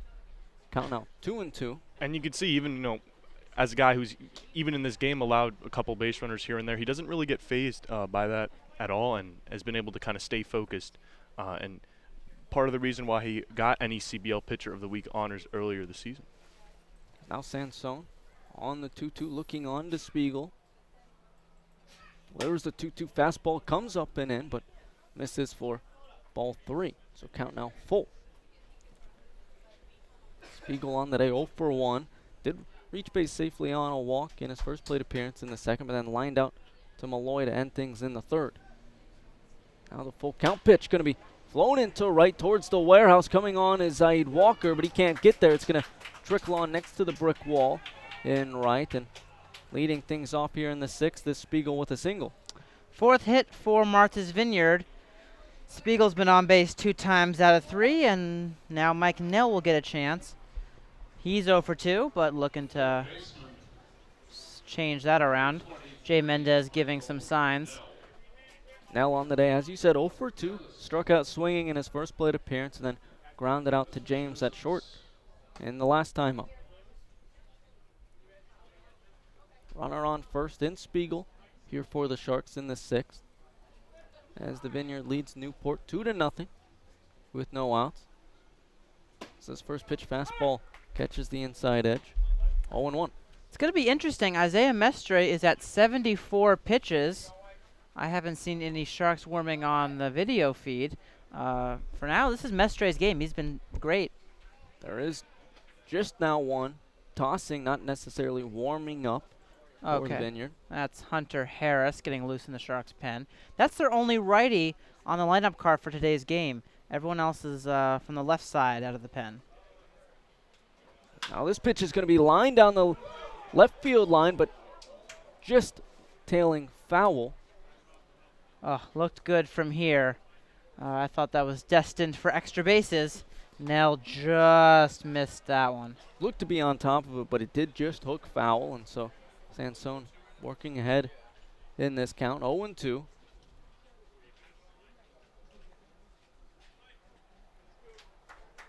Lefty on righty matchup for Sansone on the mound.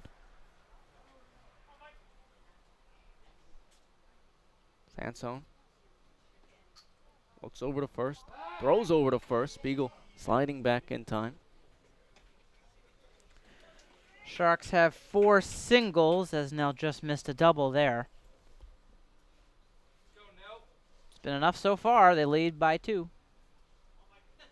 Now on the 0-2, going to be grounded up the middle, back to James. He flips over to Holzwasser for 1, throw to first in time for a 6-4-3 double play. Second time the Sharks have hit into a double play. First it was Nelson, and now it's Nell. So 2 outs, nobody on for the number 9 hitter, Colin Shapiro, as after Nell just missed that double, comes back to bite him as he grounds into the twin killing. That's exactly what you want if you're Sansone on the mound, as that will bring up the lefty Colin Shapiro of UMass. Does not have a plate appearance, technical plate appearance on the day. Or he's been up at the plate twice, but has worked 2 walks and has a stolen base. That first pitch missed in, 1-0. And again, that's Shapiro's specialty. We sound like a broken record. Now this 1-0 misses up, 2-0. So he's already ahead in this count. Had 9 walks coming into today, which puts him towards the top of the Sharks' statistical leading. But now has 11. This 2-0 pitch is going to be cracked into right field. Walker giving chase. It's going to be off the ivy and right. Rounding first is Shapiro and sliding into second with a 2-out double. So, just like that, after Nell missed the double, Shapiro hits it for him. That ball hit, about 4 or 5 feet up the right field fence. Not quite enough to get over the 28-foot fence in right center, but Shapiro hit that ball awfully well, and he's in scoring position for the top of the order in Nander DeSatis. The lineup will flip over for the Vineyard. It will be Nander DeSatis, the leadoff man from Florida State. 1 for 2 on the day, had an RBI single and worked a walk. This first pitch is going to be cracked into left. Coming on is Vossick, going back is James, and he can't get there. So the throw to the plate is not going to be in time, and that will score a run for the Sharks. Now moving up to second as it gets away from Bender at the plate is DeSatis, but he will come back as it was fielded quickly by Sansone. So an RBI single for DeSatis. That's the first run given up on the year for Sansone on the mound. So the Sharks had 3 hits coming into this inning. They've hit 3 already. Spiegel the single. He was erased on the double play, but then Shapiro a booming double, and DeSatis a broken bat flare over James's head. No chance for Vossick to throw out Shapiro. DeSatis could have advanced to second, but by the time he realized it was too late. But he has his second RBI, his second hit, 3-0 Vineyard. So now the Gulls trail 3-0 as that first pitch to Kai Nelson misses up, 1-0. Nelson on the day 0 for 3, grounded out into a double play, popped out to first and then struck out swinging. This one out, catches the outside edge. Sharks now have 6 hits on the day, already doubling their total from last night. 4 of them coming off Sansone on the mound. By far his most in relief, as this one's going to be chopped foul along the third baseline. Nice play from the Vineyard coach. That was a very nice play by Jay Mendez. When you come to the Vineyard, you'll know in our press box we take the matter of coaches fielding those positions very seriously. So we're happy that Jay is living up to our expectations over there at third. Kind of like how they keep track of lost balls in Mystic. Right, yeah, right. This one too. Breaking ball popped out of play. Yeah, we take that obligation seriously in the press box at the Shark Tank. I think while the goals were in Mystic, we only lost 8 balls or so, but Danbury lost 28, almost breaking the record. That's one statistic I don't keep count of on the scorecard. Now the 1-2 chopped back into the screen. We can only do so much, right? Yeah. Top of the 6th here in the first game of 2 here between the Sharks and Gulls. Of course, since it is a doubleheader, we are only playing 7. The Sharks lead the Gulls 3-0. Now at 40 pitches is Sansone. He delivers this 1-2, popped out of play, make it 41. We'll go again. That ball was turned on by Nelson well out of the ballpark. Over towards the bus stop here at Newport. Lefty on righty matchup for Sansone on the mound. Working from the third base side of the rubber. Delivers a 1-2 off speed, but just missing. 2-2. Must have been high. Didn't look like it missed outside. 2-2 on Nelson. Just by a half an inch or so. Count now even at 2, as you said. Here's the 2-2 offering. This one's going to be flown into left. Vosick giving chase, looking up, and it's going to be off the base of the wall. Rounding third is DeSatis, as that throw is going to be cut off, and he will be held up at third. So runners now on second and third for the Sharks. Sharks are jumping all over Sansone here in the 6th inning. They now have 4 hits off of them, 2 for extra bases, and both of them have been off the wall on the fly.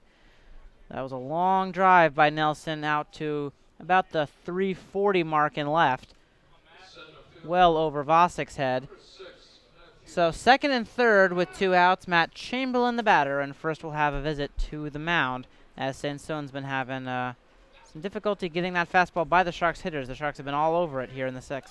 It is Greg Zachrison, the pitching coach for the Gulls, so we don't suspect a pitching change will be made, although there is Mackenzie Stills warming up for Newport in the bullpen. Coming into this matchup, Sansone only has given up 4 hits on the season, but has not given up an extra base hit. And here today, as you mentioned, has given up 2 doubles, and on the day, we're counting 5 hits total. So he's given up more hits here today than he has on the season, and 2 extra base hits, which hasn't happened to him so far on the summer.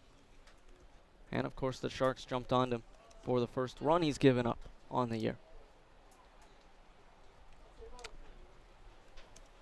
So Sansone will stick in there with 41 pitches.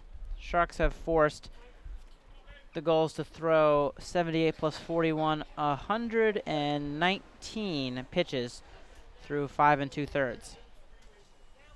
Now this first pitch to Chamberlain, fastball in there for strike 1. Chamberlain, one of the tougher outs in the lineup too for the Vineyard. He has 2 runners in scoring position for the Sharks. Lefty on lefty matchup for Sansone. He delivers a nice slider that swung on and missed. Good off speed. Had Chamberlain fooled. Chamberlain's been on base all 3 times officially, 1 for 2. Singled in the first, reached on an error in the third, and was hit by a pitch in the 5th. He's been caught stealing twice, though. Now the 0-2. This one missing just low. The latter of which was of a typical variety. The first time was your just typical 2-3-4-2-6-3 caught stealing. Don't know if we'll see that one again. I hope not. It's now the 1-2. Can we ground it over to Holzwasser? This one he fields cleanly and throws the first in time for out number 3. But the Sharks do add one more to their tally here in the 6th, heading into the bottom of the frame. The Gulls trail the Sharks 3-0 here on the NECBL Broadcast Network.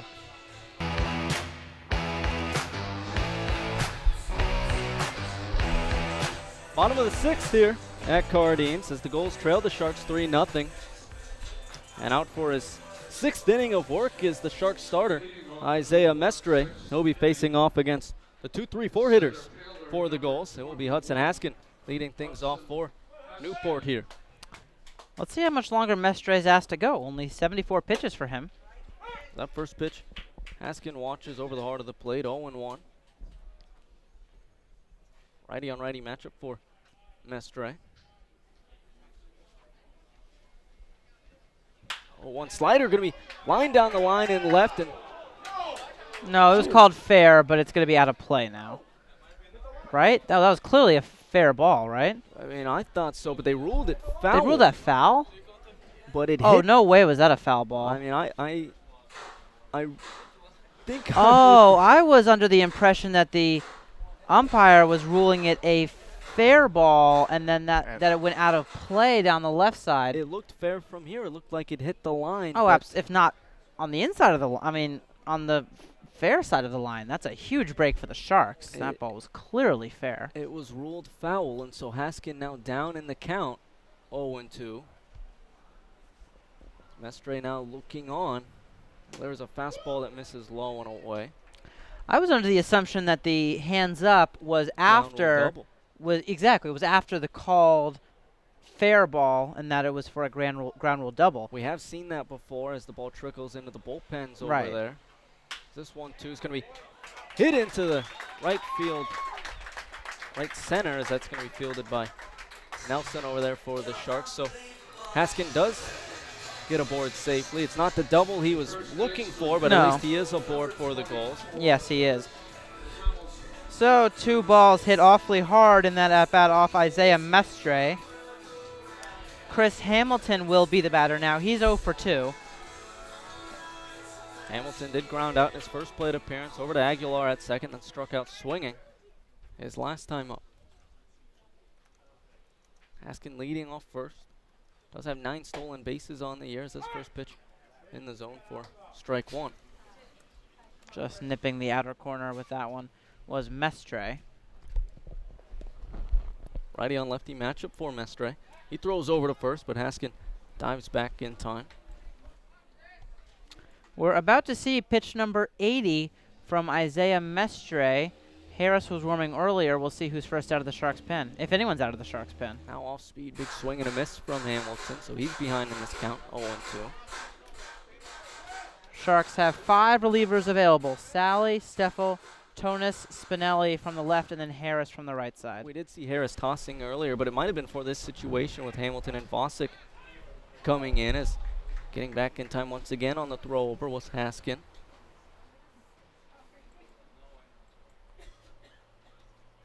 But Mestre is still in order. Actually, it would have been a lefty that should have came in this situation, but it was a righty warming up, so it would have been a righty coming in maybe after these 2 hitters due up for the Gulls. Sanford still leads Upper Valley 1-0 in the 4th.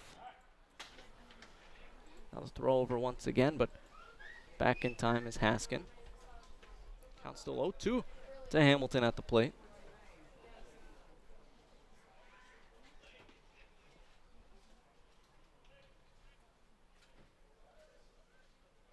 O2 offering.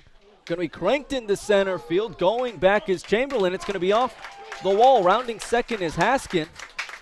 And now Hamilton is going to advance on the throw to third. And so there's 2 runners in scoring position for Newport. That ball was fielded very well off the center field fence by Matt Chamberlain. What he didn't do right was he overthrew his cutoff man DeSatis, and with that, Hamilton advanced to second. Chris Hamilton was not going to advance to second base. Haskin was going to go to third, but Hamilton only broke for second after Chamberlain overthrew DeSatis. So Chamberlain did a really good job of getting that ball off the wall, but then the throw over to Sayas' head, second and third for Newport. Yeah, you're absolutely right. Chamberlain played the carom off the slanted wall in center well, but overthrowing the cutoff now puts an extra runner in scoring position, and the tying run is at the plate for the Gulls in Vosick as he watches this first pitch miss low for ball 1. And I agree with the official score on that one. That's a single for Hamilton and an advancement on the throw, not a double. I agree with that one. It's a righty on lefty matchup for Mestre on the mound. On the 1-0. Fastball on the inside edge, 1-1. This is the third time through the order now for Newport, and they're putting some good swings on Isaiah Mestre. And Nick Raposo is going to go have a chat with Mestre. 2 straight singles for the Gulls, but Haskin had that, could have been double if it was ruled fair, and then Hamilton had that sharply hit ball that hit off the wall in deep center. So you're right, 2 hard hit balls for the Gulls back to back.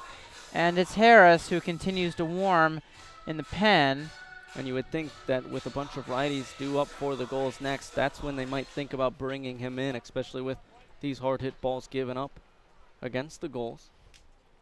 It's pretty cool to see Harris and Mackenzie Stills warming up right next to each other in the same bullpen.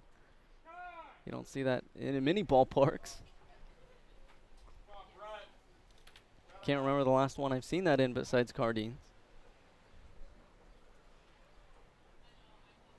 Now Mestre looking on after the time called from Vosick. 1-1 offering, going to be lined back into shallow center. It's going to drop in front of Chamberlain. That will score 1 for the Gulls as now they are on the board, 3-1. Now put runners on the corners for Newport. So give Vosick a single and an RBI, 3 straight hits off of Mestre here in the 6th. It sure seems as if Newport is starting to square him up. Jay Mendez is out, and yep, that's going to be all for Mestre. Really, a really good performance for him. At the moment, he's in line to win. We'll see if his bullpen can hold it for him. So we will have new pitcher for the Sharks on the mound. We'll have more information on him coming up here on the NECBL Broadcast Network. Welcome back here on the NECBL Broadcast Network. Stephen Huff joined alongside the voice of the Martha's Vineyard Sharks, Keith Chattonover, and the field reporter of the Newport Gulls, Zach Letson. And with a quick look around the league, Zach, take it away. Well, Stephen, only one game of today's scheduled games currently going on outside and other games around the league, and it is game 1 of another doubleheader. Sanford currently leading the Upper Valley Nighthawks by a score of 1-0. With many other games to come, Danbury taking on Keene later tonight, Ocean State traveling to Mystic, and in Northern Division action, Winnipesaukee looking for that 3rd straight win, taking on Valley later tonight. And of course, the new pitcher on the mound for the Sharks is Hunter Harris. Harris, the lone righty out of that Sharks pen today. So he's facing off against Justin Henry Malloy. First pitch from Harris in there for strike 1. Harris out of the New Jersey Institute of Technology owns an 8.22 ERA so far in 7 2/3 innings.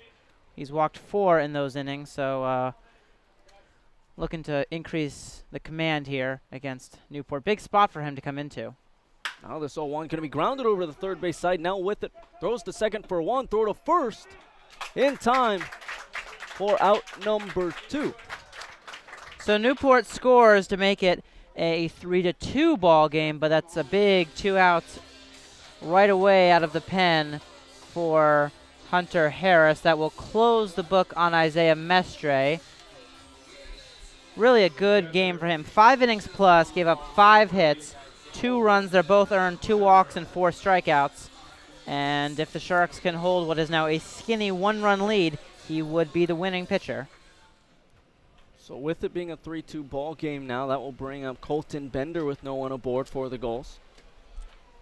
1 for 2 day for him as he's going to hit this one in between first and second into right field, and he's aboard with a 2-out single. Kai Nelson had an idea about throwing Bender out at first, but he realized he didn't have enough time. Bender's now 2 for 3, and that is the 4th hit for Newport in this 6th inning, all singles off of the combination of first Mestre and now Harris. We talked about this has been a theme for Newport as of late. A little bit slow to get going in some of these games, but heat up towards the end of them and put on some pretty heroic rallies, and they're trying another one here today in the first game of 2, as Austin James actually won't settle in. It's Ryan Tours, a pinch hitter. He's going to ground this one right back to Harris on the mound, who fields and throws to first in time for out number 3. But the Gulls make it a little bit closer heading into the 7th. It's 3-2 Sharks here on the NECBL Broadcast Network.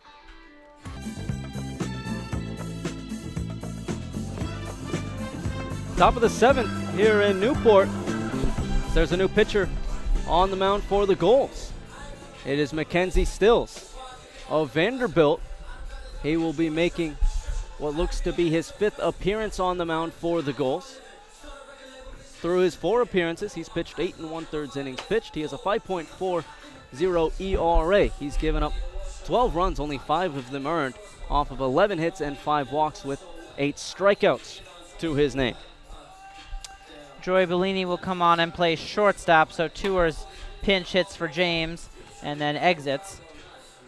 So for the Vineyard now, it's just a 1-run lead to look to extend it here with Nick Raposo leading things off. Stills out of Vanderbilt. An excellent fastball that reaches, mid-90s, sits mid-90s, and has an excellent slider to go along with it. So he will face off against Nick Raposo and the 4, 5, 6 guys for the Sharks. Righty-on-righty matchup for Stills on the mound. Again, it's in the 7th inning, and since we are playing 2 here today, this is the final inning, unless it goes into extras, as that first pitch from Stills, fastball on the outside edge, 0-1.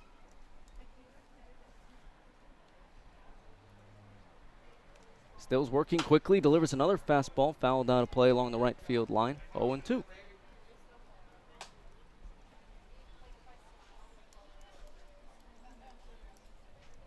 Stills a guy that, with that mid-90s fastball, will start along a lot of bats off with that and then go to his slider later on.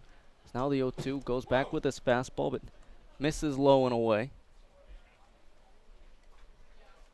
Some control issues have been a problem somewhat in the past. That's been the outings that he has struggled. It's been because of his control, but when it is on, he's been nearly unstoppable on the mound for the Gulls.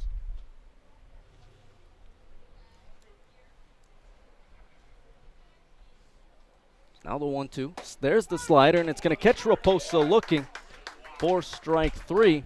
First out here in the 7th, first strikeout on the mound for Stills. That ball had some awfully good movement from Mackenzie Stills. The final line on Michael Sansone, he goes 2 2/3 innings. 5 hits, 1 run. It was earned, no walks, although he did hit a batter, and 2 strikeouts. I thought he was pretty good out of the pen. Yeah, he looked pretty good. Gave up some contact that if you watch Sansone, you're not used to. He gave up the first run of the day, or first run of the year. But still a solid outing from Sansone as that first pitch from Stills to Orr misses up and away for ball 1. Now the 1-0 offering. Swung on and missed at a fastball up. Count now even at 1. Or 1 for 2 with a single, a walk, and a run scored. Looking ahead to the 7th, the Gulls will have 8, 9, and 1. Walker, Thomas, and Holzwasser, barring any pinch hitters. So now that 1-1 once again misses low and away and all the way back to the backstop. That ball wasn't particularly close. We saw that happen in the Raposa at bat as well. It's where we need Euler to come in and sit just a bit outside. Of course, tried the corner and missed. Absolutely, that's exactly what was going through my mind. Now the 2-1 misses inside. Or didn't even back off on the plate, although I would have been running back to the dugout, scared away from that one. 3-1. Well, he's in a good hitter's count now, 3 balls and 1 strike. Let's see what Stills offers him. This is 3-1, misses low. So that will be ball 4. Put Nick Orr aboard first with a 1-out walk. So if you include hit by pitches, that's 8 free passes issued by Newport pitching this afternoon.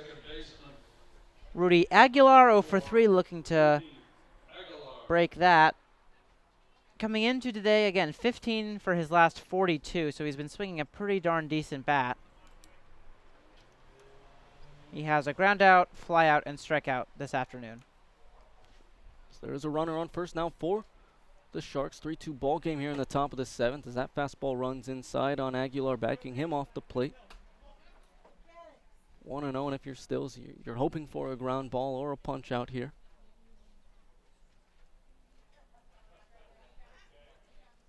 On the 1-0. Another fastball, grounded foul along the third base line. Almost another great play from the Vineyard coach.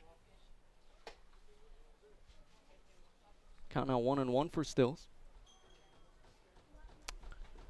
Josh Spiegel, the Sharks catcher, is out on deck. Jay Mendez, a manager who does not like to pinch hit. Not that there's any particular reason to right now. Just trying to enlighten the Gulls fans. That 1-1. There's the slider that just missed outside. 2-1. Sharks have a 5-man bench this afternoon. Lutz, Bach, Slavens, Raper, and Vedetto. All but Vedetto from the left side. Probably see a number of them in the second game here. That 2-1 misses low and away. Back to the backstop once again. 3-1. Moving up on the play is Nick Orr in the scoring position on that wild pitch. Absolutely no chance for Colton Bender. That pitch missed badly. The fastball did from Stills. Sharks would love some insurance. They are leading by a score of 3-2. They were up 2-0 entering the 9th inning of last night's game and surrendered that lead in the 9th. We'll see who it is, if it's Harris or if it's someone else for the Sharks for the 7th and hopefully final inning. Now the 3-1 offering going to be popped up into shallow center. The defensive substitute Joey Bellini going back, and he is there for out number 2. So the inning will be left up to Josh Spiegel, who is 1 for 2, been on base 2 times out of 3. Good day for him. It's been a bit of a struggle for him in the early going, but he's had a good day at the plate so far. To go along with, I will add a good day behind the plate. With a slider-heavy pitcher in Isaiah Mestre, no pass balls or wild pitches to be heard to be seen. So he's been good on both sides of that plate today. Yeah, Spiegel really has had an excellent day for the Sharks. As that first pitch gets away once again from Stills. Back to the backstop, throw down to third, not in time. So another advancement for the Vineyard as Orr moves up to third on another wild pitch. Some older ballparks, as this one does, have extremely short. Yeah, you can see not a lot of room behind the plate. And with the hard wooden backstop, it went back to Bender quickly. Exactly. Bender almost had a play on Orr. Some of the ballparks here in the NECBL have very large ones. North Adams comes to mind. Now the 1-0 from Stills. Fastball flown into left. Bosick going back. Looking up, and he's underneath it for a long. Out number 3. Heading into the bottom of the 7th. The Gulls down to their final 3 outs. Down a run, 3-2 here on the NECBL Broadcast Network. Last chance for the Gulls here in the bottom of the 7th as they trail the Sharks 3-2 here on the NECBL Broadcast Network. Stephen Huff alongside the voice of the Martha's Vineyard Sharks, Keith Chattonover, and the field reporter of the Newport Gulls, Zach Letson. As out on the bump once again for the Sharks is Hunter Harris, here to close it out. That first pitch misses low, 1-0. He's out there for his second inning of relief. Sharks asked Mark Mandel to do a similar thing last night. He was unable to come up with the save. That 1-0 pitch is going to be grounded over to a diving Aguilar at second, throw to first.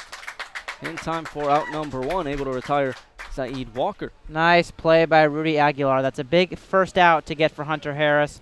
That ball was sharply struck, but Aguilar on the backhand got it, gathered himself, knew he had time with Walker, the runner, got him by a stride or 2, 1 away for Thomas. Big first out for Hunter Harris. So that will bring up, as you said, Isaiah Thomas, the designated hitter tonight for Newport. That first pitch out in front was Thomas, able to at least foul it off, but 0-1. Thomas on the night, 1 for 2, singled in his first plate appearance. Had a stolen base, where he's later stranded on third after tagging up and then grounded out his last time up. Now this 1-0, Thomas thought about it, just low and away. They're going to say he didn't go around on the check swing, so count now even at 1. Gulls down to their final 2 outs, only down a run. This 1-1, long swing and a miss at a pitch that missed low and away. Count now 1-2. Yeah, big cut from Thomas, trying to tie this game with 1 swing, but that was a slider from Harris that was low all the way. It's 1-2. On the 1-2. Another long swing and a miss from Thomas for strike 3. So the Gulls now down to their final out here in game 1 of 2 tonight between the Gulls and Sharks. Fifth strikeout for Sharks pitching combined between Mestre and Harris. The Sharks are 1 out away, like you said, from going to 11-9 on the year. We Scott Holzwasser at the dish for the Gulls. He watches his first pitch miss low. His 10-game hit streak on the line and his 15-game on-base streak on the line. This 1-0 slider in there. Holzwasser watching it all the way, 1-1. Sharks will have Oliver McCarthy starting game 2. Mestre did them a major service by working this far into the game. Now the 1-1 slider. Big cut from Holzwasser, line back into the fencing behind home plate. So Gulls now down to their final strike here. Harris looking on. Righty on righty matchup out of the windup. Delivers a 1-2 fastball that misses low. You hear a grunt from him on the mound. Yeah, he was unhappy with his landing spot on the mound. Moved some dirt around. Counts 2-2 to Scott Holzwasser. On the 2-2. Another fastball that bounces a couple feet in front of the plate. Count now full to the leadoff man for the Gulls. Don't want to give the Gulls the chance to win this game with a home run. You want to face Holzwasser here. Full count. Now the 3-2. Popped up behind the plate and out of play into the streets of Newport. Count remains full. When you're driving around this ballpark, you got to be alert. Yeah, at the intersection right behind the park here at Cardines. You look over and you see some buses, a U-Haul truck driving through. They might get hit as this 3-2 popped, grounded back into the screen. Count remains. This will be pitch number 8 between Harris and Holzwasser. Holzwasser not making it easy, keeping the Gulls alive here in the bottom of the 7th. Now the payoff pitch, slider, grounded over towards third, gonna get through. And so Holzwasser keeps his hit streak alive, extending it out to 11 games and his on-base streak up to 16. Well, I was just about to mention that Mike Nell was guarding the line, playing no doubles defense. That's the right play, but it cost him there as that ball was hit just too far to his left for him to have a play. Holzwasser is aboard with the 7th Newport hit, and the potential winning run is at the plate in Hudson Haskin. Tying run on base for the Gulls. Winning run, as you said, at the plate in Haskin as he swings.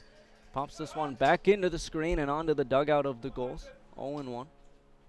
Haskin, of course, had that big grand slam against Ocean State yesterday.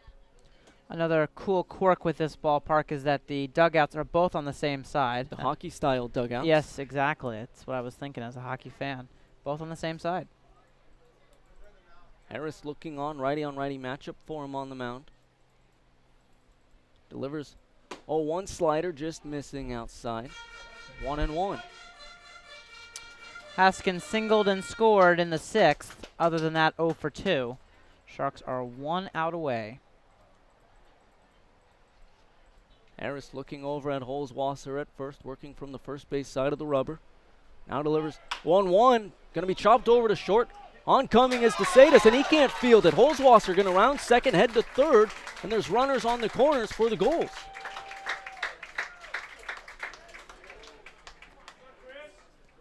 There's going to be some indecision on the score, and I think it's going to go down as an error, though. It's a tough play for DeSatis, but play that he's going to think he should come away with. You saw some hesitation on his end as well. The problem for DeSatis on that was that he made it a tough play through his indecision. He wasn't charging right away. By the time he decided to charge, he got himself a very short hop, a tough play to make. He didn't make it, and now the tying run is at third. So Chris Hamilton at the plate now for the Gulls. Watches his first pitch fastball on the outside edge, 0-1.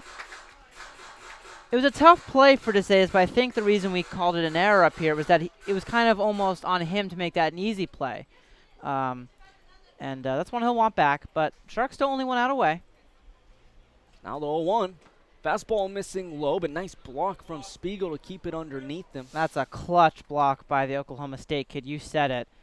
Keeping that tying run at third. Not only that, but it keeps the winning run in Hudson Haskin at first base, out of scoring position. Again, it's a righty on lefty matchup for Harris on the mound.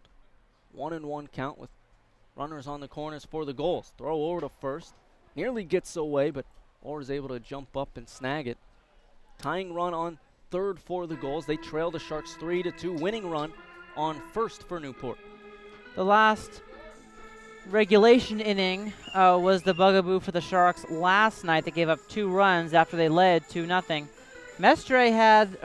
Harris had the first 2 outs without a problem here in the 9th, but a single for Holzwasser on a 3-2 pitch, and now the error on DeSatis. First and third for Newport, but the Sharks still on the brink, or still on the cusp, I should say, in a more positive light, on the cusp of victory. Harris looking on the 1-1. Here's the 1-1 offering. Big swing and a miss from Hamilton. 1-2. And for the second time, or the second batter, the Sharks down to their, or the Sharks are 1 strike away. Newport down to their final strike. Brett Vosick out on deck. Harris looking on now on the 1-2. Pitch just missing low. Count now even at 2. You can feel the fan atmosphere getting into it more and more as the intensity travels up here. Harris on the 2-2. Cracks over to first, and it gets past Orr into right field, so this ball game is tied. Rounding second is Haskin, heading for third, and he'll be aboard.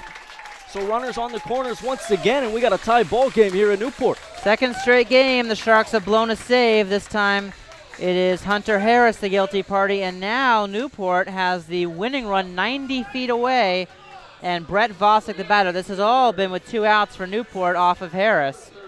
Vosick on the day, 1 for 3, already has an RBI to his name, and he has a chance to get a walk-off here for the Gulls, as there will be a meeting on the mound for the Sharks, and they might opt to the pen. Yep, that's Jay Mendez, the Sharks manager, but he has not yet made a move. Last time he came out, they did go to the pen and make a change, but you're right, they have not opted to the pen, made a move yet, and they won't. He's going back to the dugout. Yeah, I thought maybe with the lefty Vosick coming up, they might have a lefty ready to face him. They didn't bring in Harris, the righty, until there was righties due up for the Gulls. Right. But they keep the righty and Harris out there for the lefty matchup in Brett Vosick. So winning run now for the Gulls on third base. 2 away, tied at 3 here in the bottom of the 7th. Sharks now just hoping for extra innings. Now the first pitch to Vosick, going to be grounded over to the third base side. Now with it, he fields, throws to first in time for out number 3. But the Gulls tie it up, and we're going to play some extra baseball here in the first game of 2.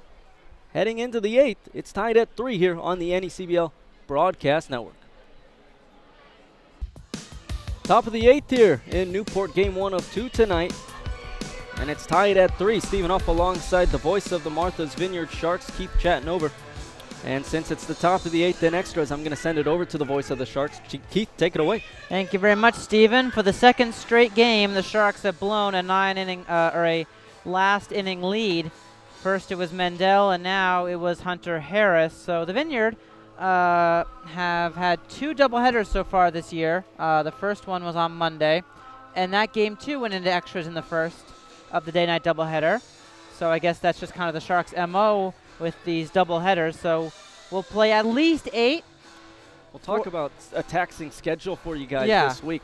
Not only do you have 2 doubleheaders in 3 days, but there's a mental aspect to it that's taxing as well, going in, blowing a late save, and then yesterday, but also doubleheader aspect of going into extra innings on Monday. Yeah, it means at a minimum, the Sharks will have played 41 innings in the last 3 days.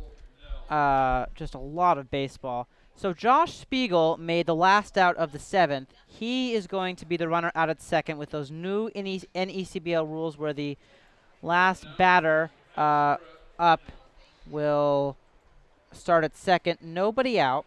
And, of course, Newport will have the same for the last of the 8th. And for the bottom of the 8th, I'll throw it back to Stephen to cover the Newport side of things.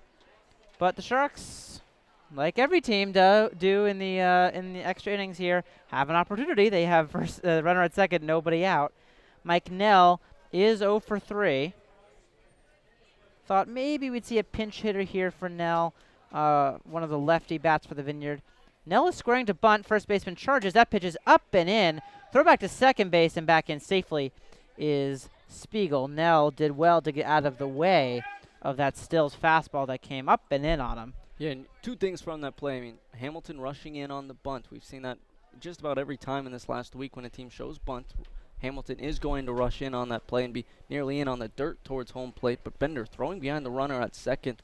It's an aggressive play for the Gulls. Now squaring early, and he attempts and misses. 1 ball and 1 strike. And I think the Gulls, that's a new thing that they want to do now, I guess, in extras that they didn't do in the previous 3 times in extra innings, because you might catch a runner sleeping out there on second base, not thinking that they might throw behind him. But Bender, they trust his arm and abilities out there to catch him off guard. Now a great bunt.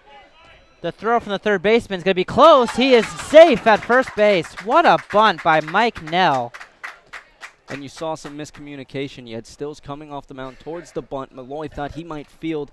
Stills didn't, left it for Malloy, and so it was a little bit slower of a transition between the two.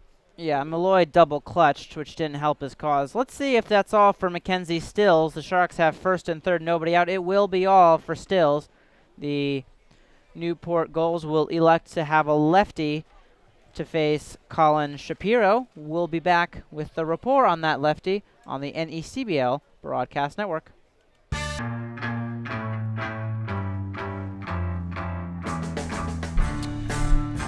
Sam Jacobsack is the 4th Gull to take the mound here this afternoon, and for the report on Sam, here is Steven. Yeah, another one of those relievers that they love to turn to if you're Newport on the mound. Coming into this one, he's kind of like Mike Sansone out there. Comes into these high-pressure situations and just finds a way to get out of them for the Gulls. Leads the team in appearances so far out there for the Gulls. Has 6 on the year. This will make 7. Still hasn't given up a run in those 6 appearances. Has pitched 7 2/3 innings for the Gulls. Has just given up 4 hits and has not walked anybody while striking out 13 batters in those 7 2/3 innings. The line so far for Mackenzie Stills, he goes an inning plus, gives up 1 hit, 1 walk, 1 strikeout. No runs so far, but Spiegel is at third and Nell is at second with nobody out, and Colin Shapiro, the lefty, coming up to face him. I thought they were motioning for a lefty thrower, but nope, they're going to stick with a righty in Jacobsack, excuse me. Yeah, when Winterroad comes out and he uses his left or right arm, it's not actually for a lefty or righty. He just says, bring someone out from the pen, whoever they were warming up. They typically don't warm up 2 guys at the same time, which is the tip-off of righty or lefty, depending on the arm that you use. It's just they usually only warm up 1 guy at a time, and so if you use the right or left arm here in Newport, it doesn't really matter if you're Winterroad, and so you're right. It is Jacobsack out on the mound, even though Winterroad did use his left arm. The batter will be Colin Shapiro, who has not yet been retired. He is 1 for 1 officially. He's been on base all 3 times with 2 walks, a double, a run scored, and an RBI. It's been exactly what the Sharks are looking for from their number 9 hitter. He comes to the plate in a big spot. Spiegel at third. Nell attempting to sacrifice him over to third, instead bunted for a hit. So the Sharks squarely in business.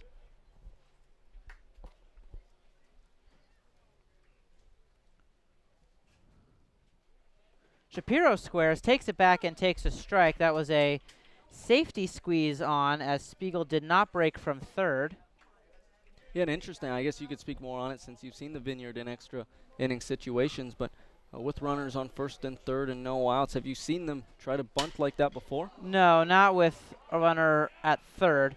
Shapiro breaks his bat and grounds it foul down the left side. Shattered the barrel of that bat right off. Sliced it vertically. Oh, yeah. Nander DeSadis looms on the on-deck circle. He's already 2 for 3, so it doesn't get any easier for Jacobsack. But he is ahead on Shapiro, 0-2. And he is a quality pitcher on the mound, but he does come into about the toughest situation you can come into Tie ball game, extra inning, so it's already high pressure, but runners on the corners with no outs. A tough one for Sam Jacobsack to get out of. That ball's lined into right center field. That's a base hit. It's going to go to the wall. Scoring is Spiegel. Nell rounds third. He's going to be held up by Jay Mendez. It's an RBI double for Colin Shapiro. He gives the dugout the shark fin on the helmet, and he gives the Vineyard a 4-3 lead here in the top of the 8th. Yeah, and what you notice is one of the wacky parts of characteristics of Cardines is he lined that into right center, but then it hugged the fence while it jets out into right and actually got buried beneath or next to the pole, the light pole that is actually in the field of play. And so that even made it tougher for some of the relay throws coming from Zaid Walker. So now 2 runners in scoring position for the Sharks, and they have a 4-3 lead. Yep, still nobody out, and Newport will bring the infield in against Nander DeSatis. That ball's grounded through the right side. It's a base hit. Nell will score. Shapiro will also be held up. It's an RBI single for Nander DeSatis, and now the Vineyard's got a 2-run lead. Still nobody out. 3 straight hits, and Kai Nelson will bat, still with 2 runners on. And that's one of the risks you run when you bring the infield in, a little bit less range on the infielders. And that one got through the gap in between Holzwasser and Hamilton and into right field. And now runners on the corners once again with no outs. And now it's a 2-run game with the Sharks leading. DeSatis has 3 hits, 3 RBIs. The Sharks have a double sandwiched in between 2 singles here in the 8th inning to take a 5-3 lead.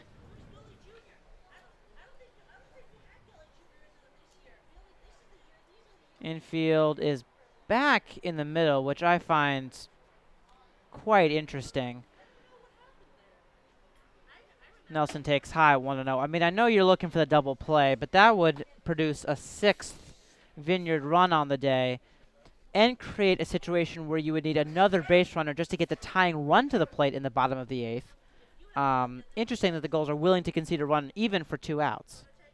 Yeah, and I think, that's just an adjustment to the strategy as the game goes on, but I think at this point, they want 2 outs just to at least then free up the base pass as well. Maybe help Sam Jacobsack out there on the mound, and then try to tack on as many runs as you can in the bottom half. Inside to Nelson, 2 balls and 1 strike. Jacobsack relieved Stills and has yet to retire a batter. Shapiro doubled into that short right center field jut in at about 3:15, and then DeSatis with a single through the drawn-in right side. Nelson takes a strike on the outer half, 2-2. 5-3 Sharks, and just like last night, after surrendering a 9th inning lead this time, of course a 7th inning lead, they scored twice in the 10th, looking for even more this time around. Swing and a miss, strike 3. Nelson down for the 2nd time via the K. 1 away for Matt Chamberlain. So 1 away. Now if you're Jacobsack, that double play could be the one that you want right now, because that would end the inning. Right, and now I would play the infield back. Oh, certainly. And yeah. And so, I mean, with Chamberlain, though, at the plate, 1 hit on the day, reached 3 times, but not the easiest guy to get out in the lineup. Probably one of the best bats, if not the best. Him or Nick Raposo, the guy on deck. So it's not going to get any easier. But if you can, just work low in the zone and try to get out of this inning with that double play. But a guy who's tough to double up. Or certainly. That ball's low and it's going to skip away from the catcher. DeSatis will go down to 2nd, and now Newport, you figure, would have to bring the infield in. No chance for double play. Wild pitch there, charged to Jacobsack. And the runner's coming home, and scoring is Shapiro, but there's an argument here as to whether that ball got out of play. Shapiro trotted on home, and he's kind of waltzing back to the dugout. I have no idea what had happened. And so there's an argument that the ball did not go behind. There's a line here in between, the netting where the dugouts and the coaches sit, and the home plate umpire ruled that the ball went behind there. And and that would allow 2 bases for every runner, well, yes? It would allow the runner to move up to the next base, which would mean the runner from 3rd moves up to home and score, while the runner from 1st goes up to 2nd. As you could see, it hit the L screens that are protecting the coaches. It did not go behind there. And so Colton Bender said he got there in time.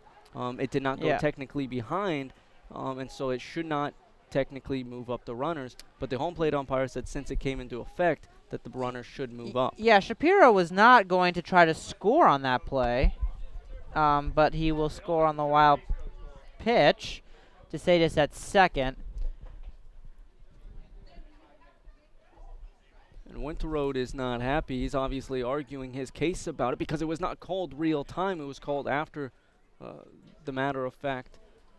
But it is going to stay, and so that's another run for the Sharks. Yes, it is, and they now lead by a score of 6-3. And I think they wouldn't have as much of a problem with it if it was called real time, but since it was a little bit of a delay in the call, that caused a little bit more tension from the Newport side of things. So the count's 1-0 on Matt Chamberlain. The Sharks have doubled their run output for the day. They lead 6-3. Chamberlain, the batter, and he flies it foul, 1-1. So a quirk in this interesting configuration of the backstop where the dugout juts out with a protective screening. The line in between the screening and the backstop, at a certain point when it hits that line, it's deemed out of play because it's too close to the Newport dugout. That's the ruling. Chamberlain fakes a go, but does go around. Chamberlain didn't think so, and Jay Mendez is incensed, and I don't blame him at all. 1-2. I don't think Chamberlain came close to hacking. But to go back to the point is once that ball crosses the line, everyone gets a base. So while Shapiro was not intending to break on that ball, he didn't think it was far enough away from home plate, he would then end up scoring once it crossed the line, which the home plate umpire ruled that it did. That ball's fouled off of Chamberlain, still 1-2. So now is a runner in scoring position for the Sharks as that run came across on that ruling, and so it's a 3-run game with only one away. Martha's Vineyard still with an opportunity to keep tacking on against the Gulls. Seemingly, with that ruling, things aren't going in their favor.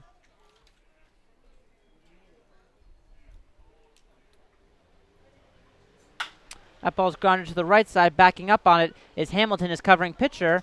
Will have it in time to get Chamberlain by a stride. Moving over to third is DeSatis. 2 away now for Nick Raposo. So a 2 away. We'll bring up Raposo, but it's runner 90 feet from scoring, so you would think even with him in scoring position at second, a hit would score him anyways, but now it certainly will. But if you're Jacob Sack, you're just going to have to attack him on the mound. He's reached twice, one on a walk and scored, and then reached on an error later on, but last 2 times up has struck out at the plate, so you have a chance, a guy that has been prone to strikeouts, to punch him out here. Raposo takes right down the middle, 0-1. If our producer is listening, getting a sight of the Sharks' bullpen would be fantastic. We'll see if it's Harris back out again, although I would have to believe it's someone else. No one at the moment warming, although they tell you walking around. Raposo fouls it away. 1-1. Thank you to our producer. The only problem with this configuration down the lines with the bullpens is it's blocked from our view, so that's very much appreciated. I have to think it's going to be Nate Tellier to pitch the bottom of the 8th. He earned the win actually yesterday. He technically blew a save, but also got the win. 1-1 on Nick Raposo. 6-3 Vineyard. That ball's lined into right field. That's going to be a base hit. The 4th run of the inning comes home for the Vineyard. It's an RBI base knock for Nick Raposo, his first hit of the day, and the Vineyard has jumped all over the combination of Stills and Jacobsack. It is 7-3 Sharks, and Nick Orr coming to bat. Yeah, and they say hitting's contagious, and it has been for the Sharks here in the 8th. That's the 4th hit of the inning for the Sharks. It's the 3rd single, and they also had a double in the inning into the right center gap, and so they just keep this inning going. Tacking on more runs. That's 4th here in the top of the 8th. Nick Orr will become the 7th Shark to bat. He takes a slider low and outside. 1-0. Orr has had a good day at the plate. Just about all the Sharks have. Orr walked and scored in the 2nd, grounded out in the 3rd, singled in the 5th, and walked again in the 7th. Officially 1 for 2 on base 3 times out of 4. That ball's way up and in. Orr did well to get out of the way. 2-0. And a nice snag from Bender, able to get up for that one and keep it in his glove. If he doesn't, there's a chance that Raposo moves up to second on the play, and that's another runner in scoring position for the Sharks. Sanford has extended their lead 2-0. They lead over Upper Valley in some NECBL North Division action. Pickoff attempt, and Raposo's back in safely.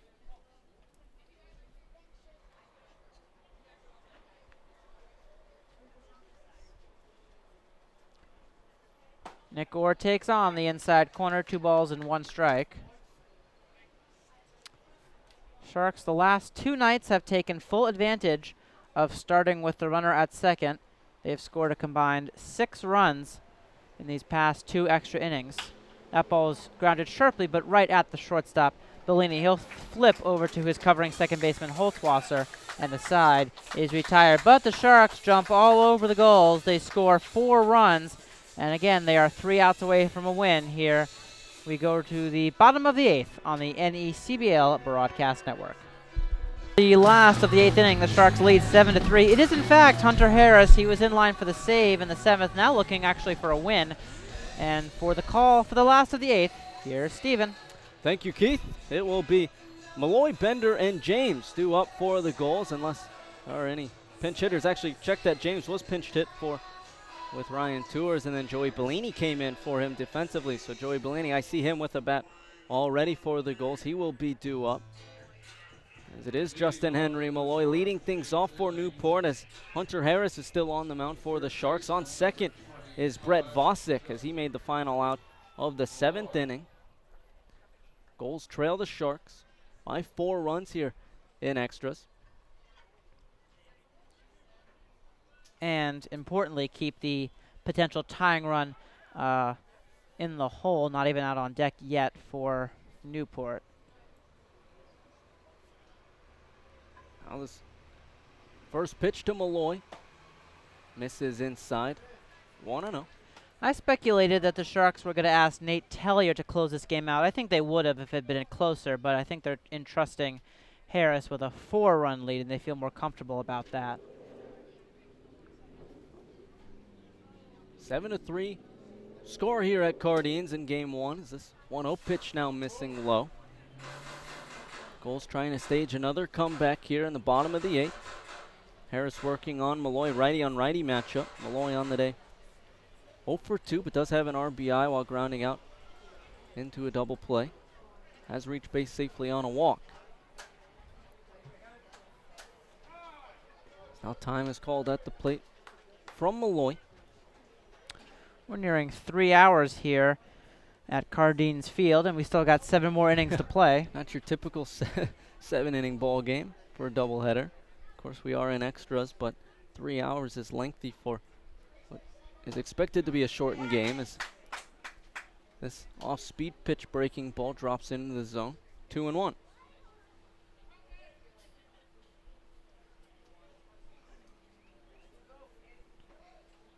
Harris looking on, out of the stretch. Looks over to Vosick at second. Double takes now. Delivers the 2-1. That's going to be cranked into left. Looking up is Shapiro. And that ball is into the trees and into the houses of Newport. That's a 2-run home run for the Gulls. And they half the lead here in the 8th. They now only trail by 2. Justin Henry Malloy hit that ball an awful long way over the 28-foot fence, right about at 340 beyond home plate. So Malloy's got his first hit, his first 2 RBIs of the day. It's a 2-run shot, and just like that, we're back to a 2-run game, and Colton Bender will be the batter, and these last 3 outs to get a Sharks win have proved awful elusive, both last night and then again tonight. The Gulls scored 2 runs in the 6th inning and then tacked on another run in the 7th to send this one to extras, and now they've scored 2 in the 8th when they came into this one down 4 in extras, trying to complete a comeback. So this first pitch to Bender misses low. Harris working quickly on the 1-0. Slider dropping low once again. 2-0. So Bellini out on deck. He is the tying run in this game. Really would like to keep the tying run on deck if you're Harris. Now the 2-0 going to be chopped over to the shortstop, underneath the Sadus and into left field. So Bender is aboard first with the single, and that will bring the tying run to the plate for Newport. Another hit for Newport off of Hunter Harris, and now they will get the potential tying run to the plate. Still nobody out. Mac Curran, the Sharks pitching coach, is going to go have a chat with his reliever Harris, who since getting the first 2 outs of the 7th, and it looked like the Sharks were just going to breeze to a 3-2 win, has given up a single. Haskin reaches on the error, and then a single to Hamilton. Vosick grounds out, and now 2 straight hits to begin the 8th. And Joey Bellini will get his first plate appearance on the afternoon as the potential tying run in what is now a 7-5 ball game. Harris remains on the mound for the Sharks. Bellini yesterday against the Waves was 2 for 4, but did reach base 3 times, while also working a walk, had an RBI, and scored twice. Now this first pitch to Bellini, drops it beneath the zone, 1-0.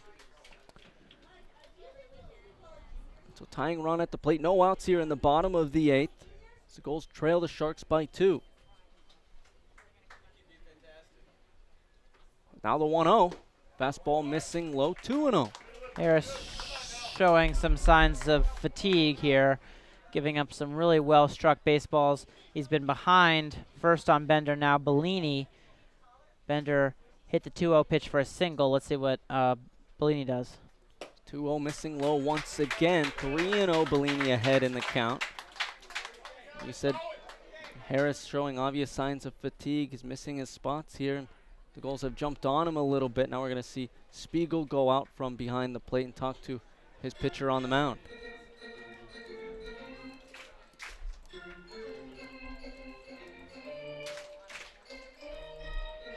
So it is a 2-run ball game here in extras, but the Gulls are trying to complete a comeback in the bottom of the 8th. Tying run at the plate. Colton Bender on first for the Gulls. Earlier in the inning, it was a 4-run ball game, but Justin Henry Malloy hit a 2-run shot into deep left to get us where we are now. Now on the 3-0, another fastball missing low, and so that will bring up the winning run to the plate for the Gulls in Zaid Walker. And Jay Mendez is out. I can't imagine he's going to stick with Harris any longer. He won't. He's going to bring in a reliever. I'm assuming it's going to be Nate Tellier, although it actually does not look like him. It looks like that's going to be, it looks from here to be either Tonis or Steffel. I think it's going to be Tonis. Well, we have more information to confirm who it is in just a second here on the NECBO Broadcast Network. Hey, go. Bottom of the 8th here as Newport's trying to complete their comeback. And there's a new pitcher on the mound for the Sharks. Keith, who is it? It is number 33, Chris Steffel, who owns a 9.53 ERA coming out of the pen this year. In 5 appearances, he's given up 6 earned runs.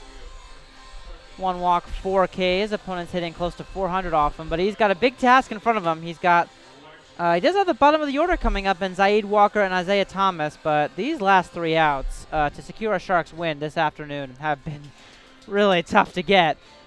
First it was Harris unable to close the door, and now it will be Steffel hoping to do what he couldn't and secure a win for the Sharks. And this would be a really big victory if the Sharks can hold on. The Gulls have first and second with nobody out. The score is 7-5 here in the bottom of the 8th. Runners on first and second for the Gulls. Tying run at first in Joey Bellini, and the winning run is at the plate in Zaid Walker. The line so far for Harris, 2 innings plus, 5 hits, at least 3 runs, 2 of them earned, 1 walk, no strikeouts. And he is in line for the victory if the Sharks hold on. Steffel, the lefty on the mound, looks into the righty at the plate in Walker. First pitch to Walker, showing bunt. Pitch misses up for ball 1. No surprise to see the Gulls bunting. Walker met with Winterow during the pitching change. They're trying to move both runners into scoring position to at least tie this game. That's 7 out of the last 8 that have missed the zone for Sharks pitching. Got to see some more strikes from them. Now the 1-0. Looking over at second. The 1-0 offering. Going to be bunted down the third base line. Nice bunt from Walker, throw to first is in time, but he did exactly what he was asked to do, and that puts 2 runners in scoring position for the Gulls. Yep, so give Zaid Walker a credit for a sacrifice 5-3 on your scorecards because we know you're scoring at home. And now Newport has the tying runs in scoring position, 1 out. The number 9 hitter, though, Isaiah Thomas, coming up. So Steffel now a third of the way through. He's got 2 more big outs to get for the Shark squad. Of course, Thomas arriving just this week after winning the national championship with Vanderbilt. I have a feeling if he gets a walk-off, this is the second best thing to happen to him this week. This first pitch to Thomas. Fastball missing outside, 1-0.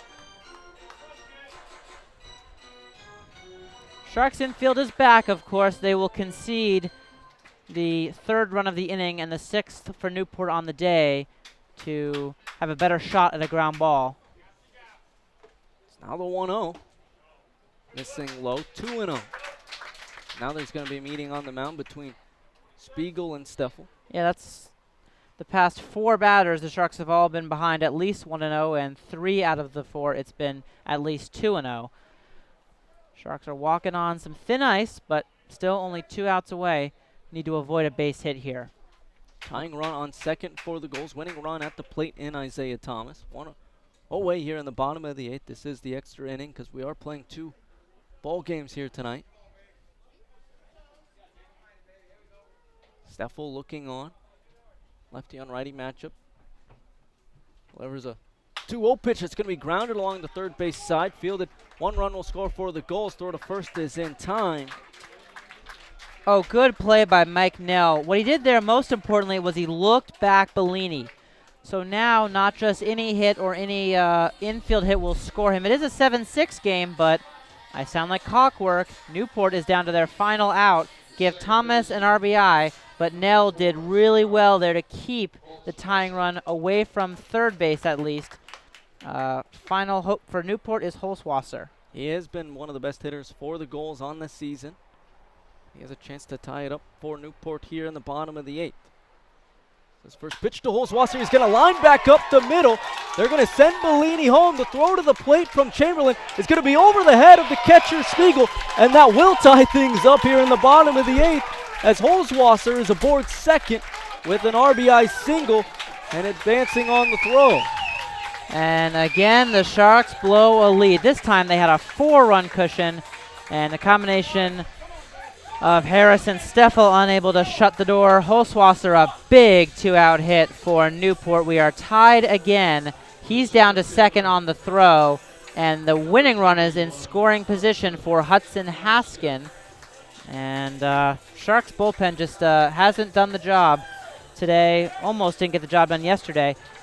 Still have the 9th inning to go, but now the Sharks are looking to get it to a 9th inning. Well, we thought we would only play 7, but there's a chance we play 9, but Hudson Haskin is trying to make it so we don't. And after 7.5, I thought we'd only play 8. Haskin at the plate. Winning run on second for the Gulls. He watches his first pitch over the heart of the plate. Off speed in there for strike 1. So now Harris unable to win, although he didn't really deserve it anyway. But now we are tied at 7 apiece. What a ball game we've had here. It's been back and forth. Sharks had the lead for most of the afternoon. But since the 6th, back and forth. The entertainment you ask for as a baseball fan. As this one's going to be chopped over to the third base side. Now with it, throws to first in time for out number 3. It is deja vu here if you're watching Cardines. We've been here before.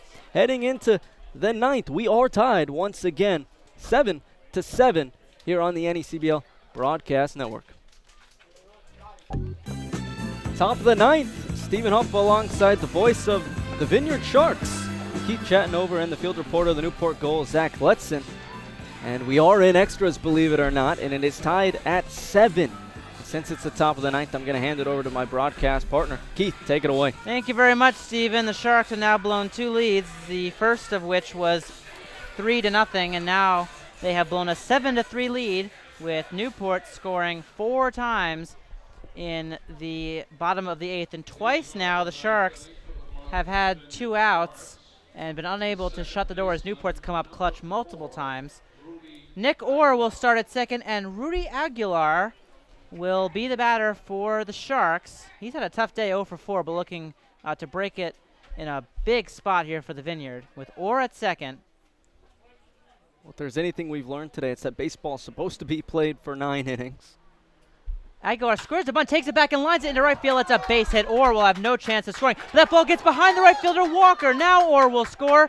Aguilar will reach second, and he'll take a turn and head for third. The throw there is going to be cut off. It's a single for Aguilar, and then a gift. Walker lets that ball go underneath his glove. It's a single. It's a 2-base error, and the Vineyard, just like that, has the lead right back. It's 8-7 Sharks, and Aguilar at third for Josh Spiegel. What a break, as that ball just went right under Walker's glove. Yeah, it was a nice piece of hitting from Aguilar, at least to get the inning going for the Sharks. But as you said, a gift for the Vineyard as that one snuck under Walker's glove. And just as the momentum was shifting in Newport's direction, now shifts in the other way. And a tough break if you're Newport.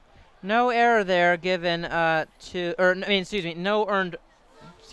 no RBI for Aguilar there, as Spiegel takes high 1-0 because Orr was not going to score from second. He only turned when that ball got behind Walker. It is 8-7 Martha's Vineyard. They lead again, and Josh Spiegel fouls it back. 1 ball and 1 strike. Looking ahead to the 9th, the Newport Gulls will have the heart of their order: Chris Hamilton, Brett Vosick, and Justin Henry Malloy, who, if you remember, homered to get that 8th inning started, or really get the rally started, I'd say, for Newport. Infield in. Swing and a miss from Spiegel, 1-2. Spiegel was, of course, the one that started last inning on second base for the Sharks, but he does have a single on the day and worked a walk. Later came around to score in that 8th inning. Mike Nell on deck for the Vineyard. Spiegel grounds that one sharply but foul down the left side to the right of Sharks manager Jay Mendez. 1-2. Of course, if we end tied, or with the tie, it will end tied here because it is the second. And that would be the first tie in NECBL history. Yep. But the Sharks are looking for the win here. Couldn't do in the 8th. They're up 8-7 here in the 9th. Looking for more, though. The 1-2 to Josh Spiegel. Got him looking at a called strike 3 on the outer half. 1 away. Second strikeout for Jacob Sack out of the bullpen.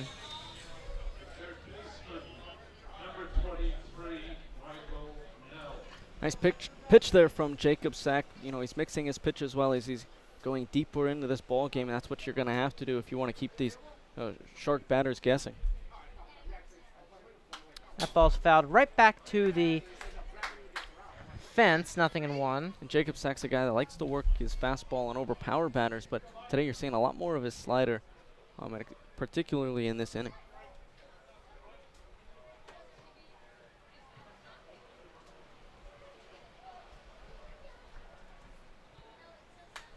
Another foul back to the backstop, so quickly 0-2 here on Mike Nell. Sharks would really like to get Aguilar home from third to give themselves an insurance run and prevent Newport from bringing the winning run to bat with their first batter of the 9th. Yeah, especially with how this game's going. It doesn't seem like one run will win it at this point. The 0-2 to Mike Nell. Inside, 1-2. Not a bad pitch from Jacob Sack. Obviously, on the 0-2, you don't necessarily have to come into the zone, and that was the slider we saw that worked against Spiegel in the last at-bat. So I wouldn't be surprised to see if he comes back with something similar here in the 1-2.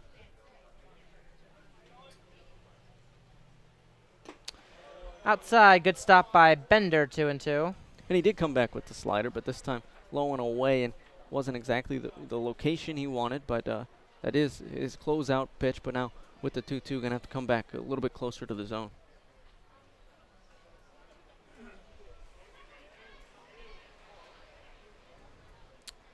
The 2-2 pitch. Low. Good at-bat being worked here by Mike Nell. Counts full on him, 3-2. dangerous situation for Jacob Sack. Obviously, you don't want to throw anything over the heart of the plate, but you might even think about the idea of just walking him and setting up a double play situation to get yourself out of the inning. That ball's hit high in the air, shallow right. Will it be deep enough? It shouldn't be, but it's going to be dropped by the second baseman. Throw home, and Aguilar's going to be safe. Throw down to second base to get Nell, and he is going to be out at second base, but that's going to be an error charged to the second baseman, Holtzwasser. The second error committed by him today, and no RBI for Nell either. The error is given to allow Aguilar to score, and then the out is going to go 4-2 to 6. 2 outs, but it is a 9-7 Vineyard lead. Yeah, and in the scorebook that may go down if we're ruling it an error on Holzwasser, but honestly, that should be Walker's ball in right field. I mean, he's the outfielder coming in. He has a better play on it. Yeah, he should be the one calling Holzwasser off and making the play. So 2 outs, nobody on for Colin Shapiro.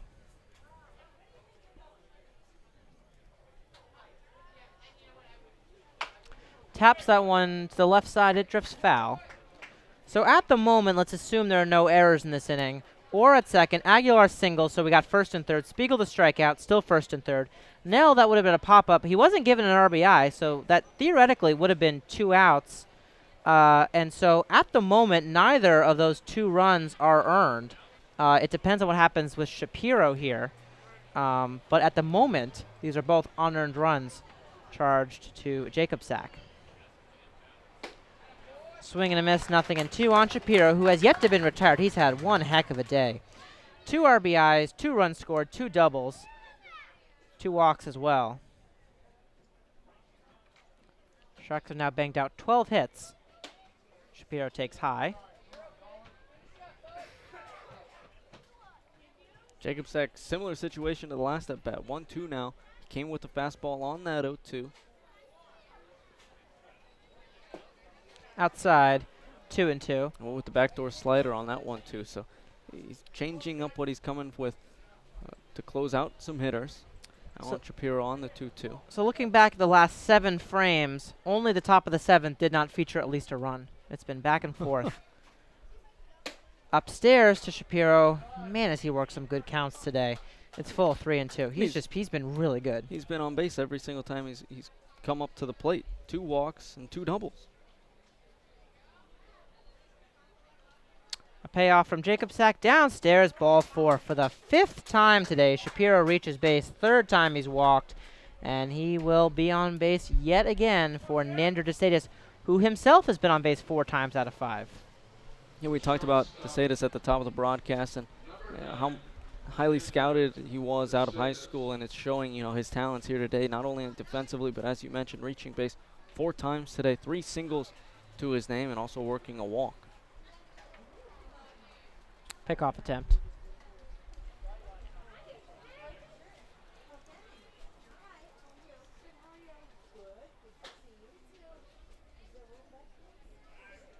Another pickoff attempt. Shapiro did have 10 steals for UMass this spring. That ball's grounded to the right side. Who's going to cover first? It's going to be the first baseman, and it's going to be dropped, I believe. No throw from Holzwasser. No throw? He ended up deciding to eat it instead of, possibly making an error on the play because there was confusion about who was going to cover first. You saw Hamilton go to his right, maybe thinking he could field the ground ball. But then because of that, there's confusion between him and Jacob Sack on who was going to get there. So it goes down as a hit, and the 4th for DeSatis. He's been really good for the Sharks at the plate today. And now it is Kai Nelson with 2 men on. He check swings it foul, 0-1.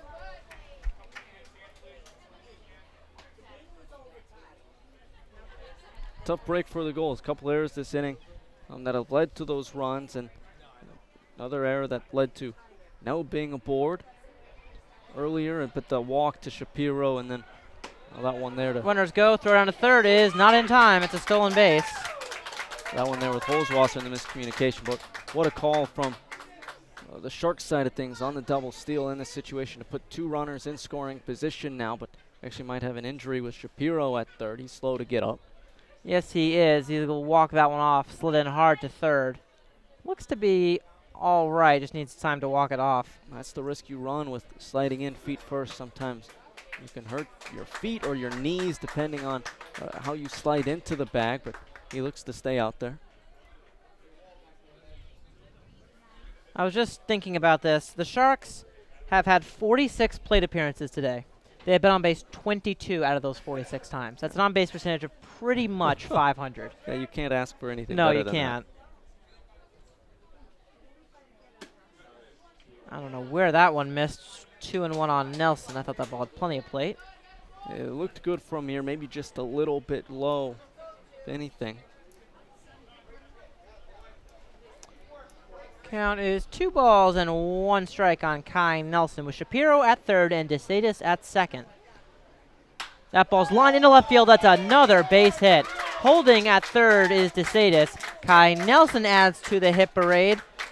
And it is now 10-7 Sharks as Nelson picks up a hit and the Sharks are just tattooing Jacobsack here in the 9th. Yeah, so now runners on the corners, and it goes back to that double steal call from the Sharks because it put 2 runners in scoring position. So we see Greg Zakrasid walk out to the mound for the goals just to go over things with Jacobsack. Putting 2 runners in scoring position, one's going to score probably not on that play if they don't do that because there wasn't runners on third. And so it just a line drive into left, it would have probably just had the bases loaded for the Sharks. So with the double steal call, it adds an insurance run for them, possibly makes it harder for Newport. But not only that, now there's an extra runner on third base for them that could score on another hit if Chamberlain's able to come through for the Vineyard. And that makes those runs earned on Jacobsack's ledger because even if we didn't have errors or would have been at third, Aguilar at first, a strikeout, the pop-up, 2 outs, Shapiro would have loaded the bases, and now the 2 singles would have brought those 2 guys in. So those runs become earned on the line of Jacobsack. So the batter will be Matt Chamberlain, who becomes the 7th Shark to bat here in a game that is extended now well over 3 hours. And we still got 7 more innings to go for. Second game was supposed to start at 6:35 local time. It is now 6:12. It's going to be a quick turnaround. You think we could do it? I think so. Chamberlain takes a strike on the outside corner, 0-1. I'm actually going to turn it over to normally the PA voice for the Sharks, but I am so happy to say that Cody Shalafu is going to be doing the play-by-play. You get a little bit of a break. I do get a break. I get to watch a game and enjoy it. The last 7 innings or more as Chamberlain takes outside 1-0, but great that he made the trip with us today. I'm very pleased that I'll get to sit and watch the second game in relative peace. Yeah, at least you get to relax a little bit. Which you don't, Mr. Huff. You're back here on the grind again. It's still enjoyment for me. I mean, yes, you can't ask for anything more than this. No. I mean, this was exciting baseball. I mean, you go to baseball for entertainment, and you can't get anything No. more entertaining than what we've seen here tonight. Particularly since the 6th inning started. It's 2-1 on Matt Chamberlain. He cracks it foul on the left side, 2-2.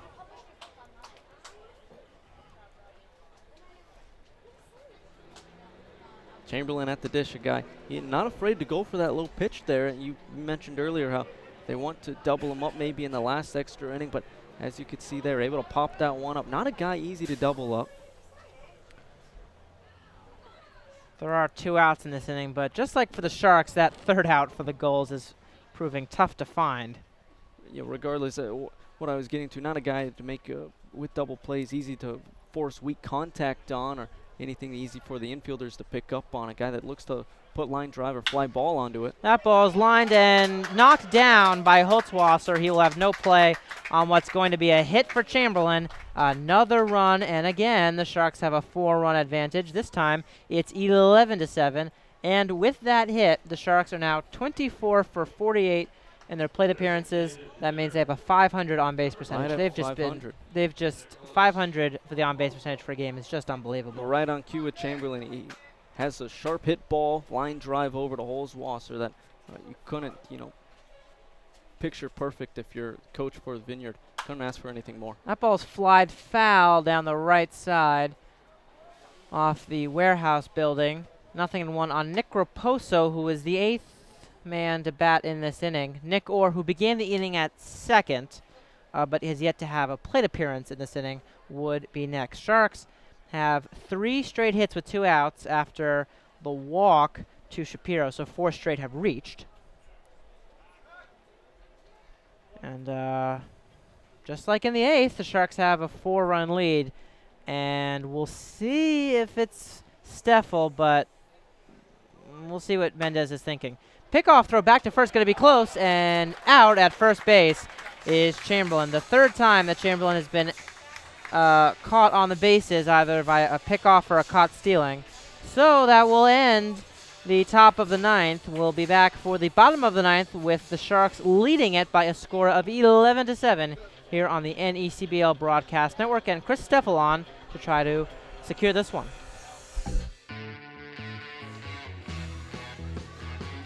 Well, I'm sure the Newport pharmacies are running out of heart medicine. We are now for the last of the 9th. It is 11-7.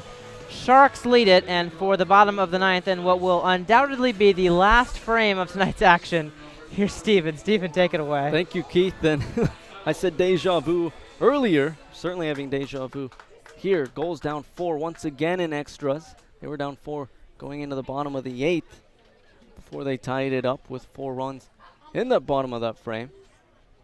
They now trail 11-7. Runner on second for the Gulls is Hudson Haskin, as Chris Hamilton is at the plate to lead off this inning as he watches his first pitch miss inside for ball 1. Chris Steffel trying to secure what would be a victory for him. Lefty on lefty matchup for Steffel on the mound. Hamilton 2 for 4 on the day, has a pair of singles, an RBI, and a run scored. Now this 1-0. That one over the heart of the plate. 1-1.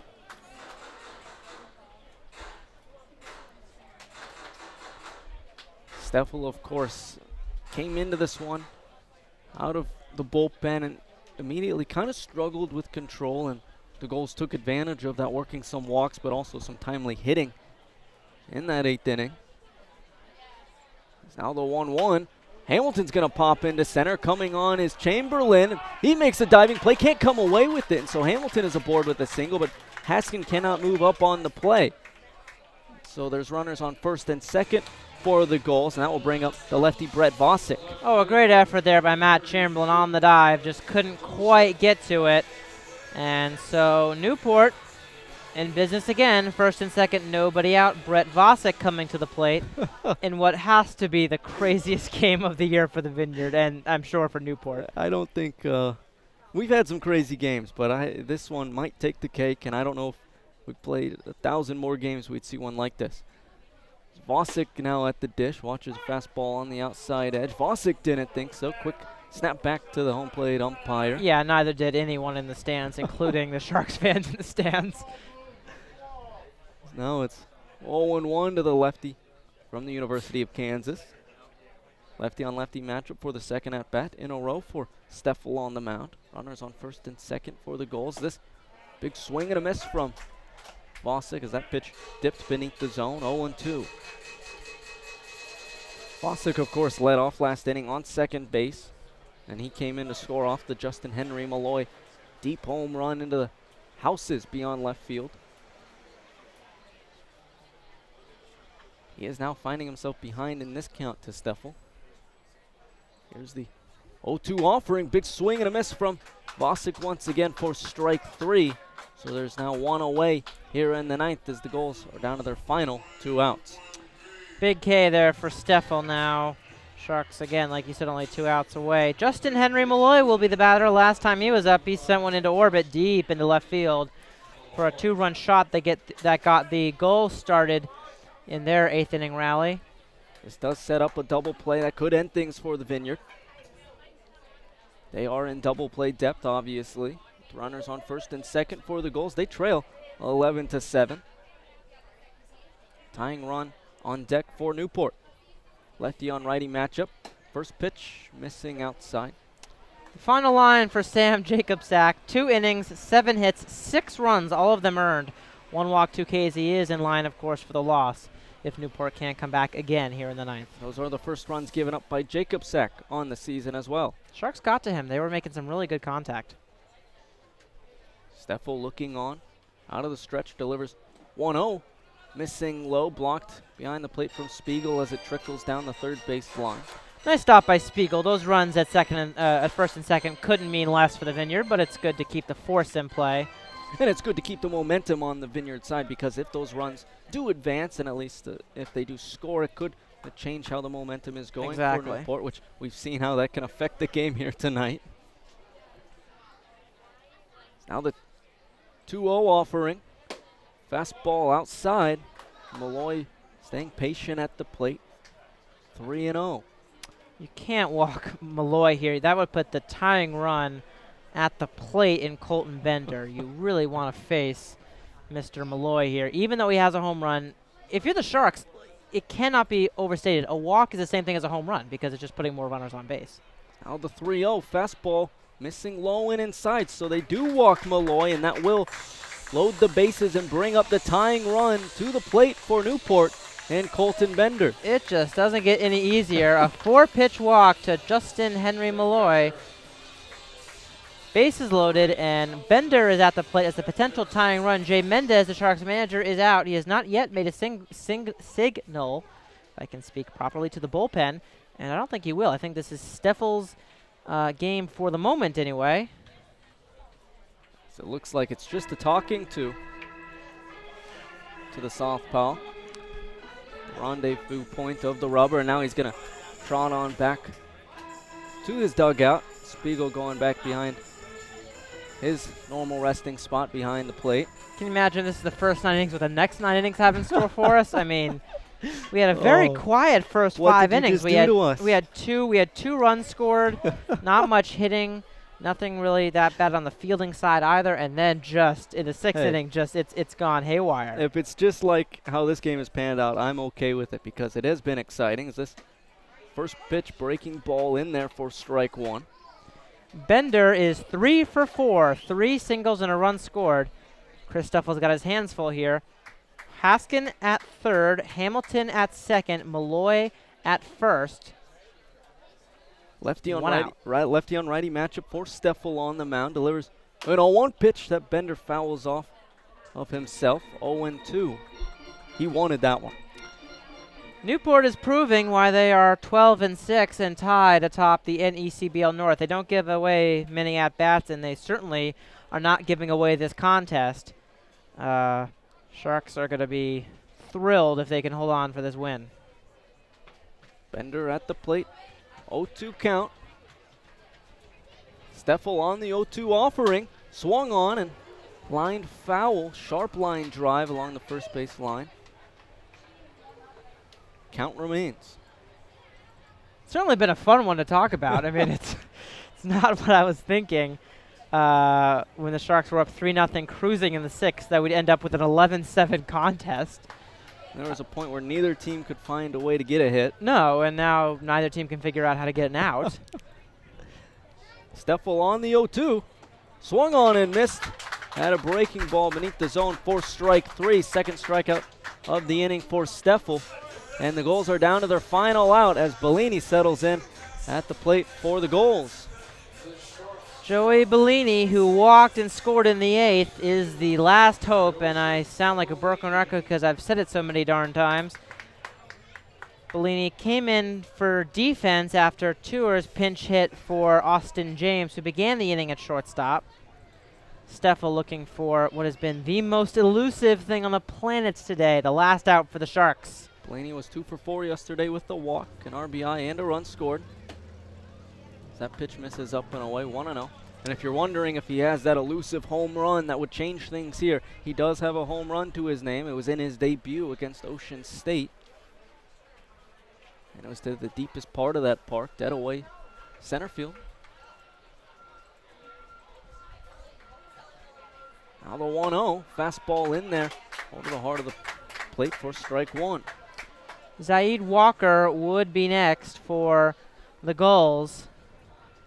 He is in on-deck circle, so it is not a pinch hitter for Walker. Lefty on righty matchup for Steffel on the mound. Now the 1-0, it's going to be grounded over to a diving Aguilar. He, on his knees, throws to first in time for out number 3. So the Sharks do hold on here in the 9th and come away with an 11-7 victory in the first game of 2 here tonight. Stick with us, post-game show to wrap things up. Coming up next here on the NECBL Broadcast Network. Stay tuned. So the Sharks took game 1 of tonight's doubleheader between the Vineyard and Newport as they beat the Gulls by a score of 11-7. It was supposed to be only 7 innings, but since it's baseball, we decided to play 9 anyways. It was an exciting matchup between these two sides in their first ever matchup. And it started off a low-scoring affair. It looked like, Maybach on the mound. It looks like walks were hurting him. Errors ended up hurting the Gulls late in the game. But you look at the 6th and 7th inning scoring. Sharks scored 1 in the top of the 6th, but then the Gulls had that comeback, scoring 2 in the bottom of the 6th, 1 to tie things up in the 7th, send it to extras. Both teams scored 4 runs in the 8th. Then the Sharks tacked on 4 in the top of the 9th, and then the Gulls tacked on 4, or loaded the bases with a chance to tie it, but they couldn't tack on a hit with the tying run at the plate, and then falling to the Sharks by a score of 11-7. What a ball game that we just witnessed here at Cardines Field in Newport, Rhode Island. The Sharks, for the first time this year, are 2 games above 500. They are 11-9. This is a big win for the Sharks team. They will be thrilled with that one. A game they led for pretty much the entire way. Newport did not have a lead at any point, and the Sharks finally put them away with Chris Steffel getting the job done in the 9th. Well, I mean, you couldn't ask for a more exciting game than that, could you? Not at all, no. Not expecting that one, particularly after a 2-0 ball game through 5. Speechless about that contest. The Sharks scored 4 times in the 8th. After Newport scored 4 to counteract that, the Sharks counteracted those 4 with 4 more, and they win this one 11-7 and shrink the lead for Newport between Newport and the Vineyard down to a game and a half in the NECBL South. Before I let you go, some of the guys that stood out for you on the Vineyard side: Colin Shapiro reached base 5 times, 3 walks, 3 runs scored, pair of doubles. Nander DeSadas reached base 5 times. You look at 4 singles on the day. Yeah, pretty much everyone played a role. DeSadas on base 5 times out of 6. Shapiro on base on all 5 times. Aguilar, the big hit in the 9th that eventually would score what turned out to be the winning run, in Nick Orr. Orr himself was on base a whole lot. Just a whole team contribution. Sharks did leave 12 runners, but they did score 11 runs on 15 hits. And for Newport, only 7 runs, 12 hits. They did commit 4 errors, which ended up hurting them, and they also left 11. So 23 combined men left on base for the 2 teams. Well, it certainly was an exciting game, one that we probably won't be able to repeat, but it sets us up nicely for the second game here tonight. So for Keith Chattonover, the voice of the Martha's Vineyard Sharks, thank you for joining us here for the first game. I know you're handing it over to your broadcast partner over there in the Vineyard. He's in for a fun one. He's in, certainly, especially if we could do anything in the shadows of that one. So thank you for joining us for Game 1. Game 2 between these two sides is due up in about 30 minutes or so here on the NECBL Broadcast Network. And of course, Zach, you're with me here in the booth. I know we had another doubleheader going on, so how would you fill us in on what's going on with that around the league? Well, as we talked about before, Sanford up 2-0 at that ball game and that point in time against Upper Valley. They currently hold a slim 3-2 edge in that one, which happens to also be an extra inning contest. I guess we're just in for extra inning games here with doubleheaders. And Upper Valley trying to rally and tie this game, send it to the 9th inning. They currently are starting that bottom of the 8th inning, down a run, but with a guy on second base, as we all know, in the NECBL. Wow, and then, of course, the slate of games tonight. Who else do we got playing? Well, we have Winnipesaukee set to begin here in a couple minutes. Northern Division action against Valley. They're looking for their 3rd straight win. Over across in the Southern Division, Mystic looking to get back in that win column once again as they host Ocean State. And Danbury traveling to Keene, New Hampshire to take on the Swamp Bats. That game also set to kick off here. First pitch set to occur here in a couple minutes here at 6:30. All right, well, for Zach Letson, I'm Stephen Huff. Second scoop of action between the Sharks and Gulls coming up shortly here on the NECBL Broadcast Network.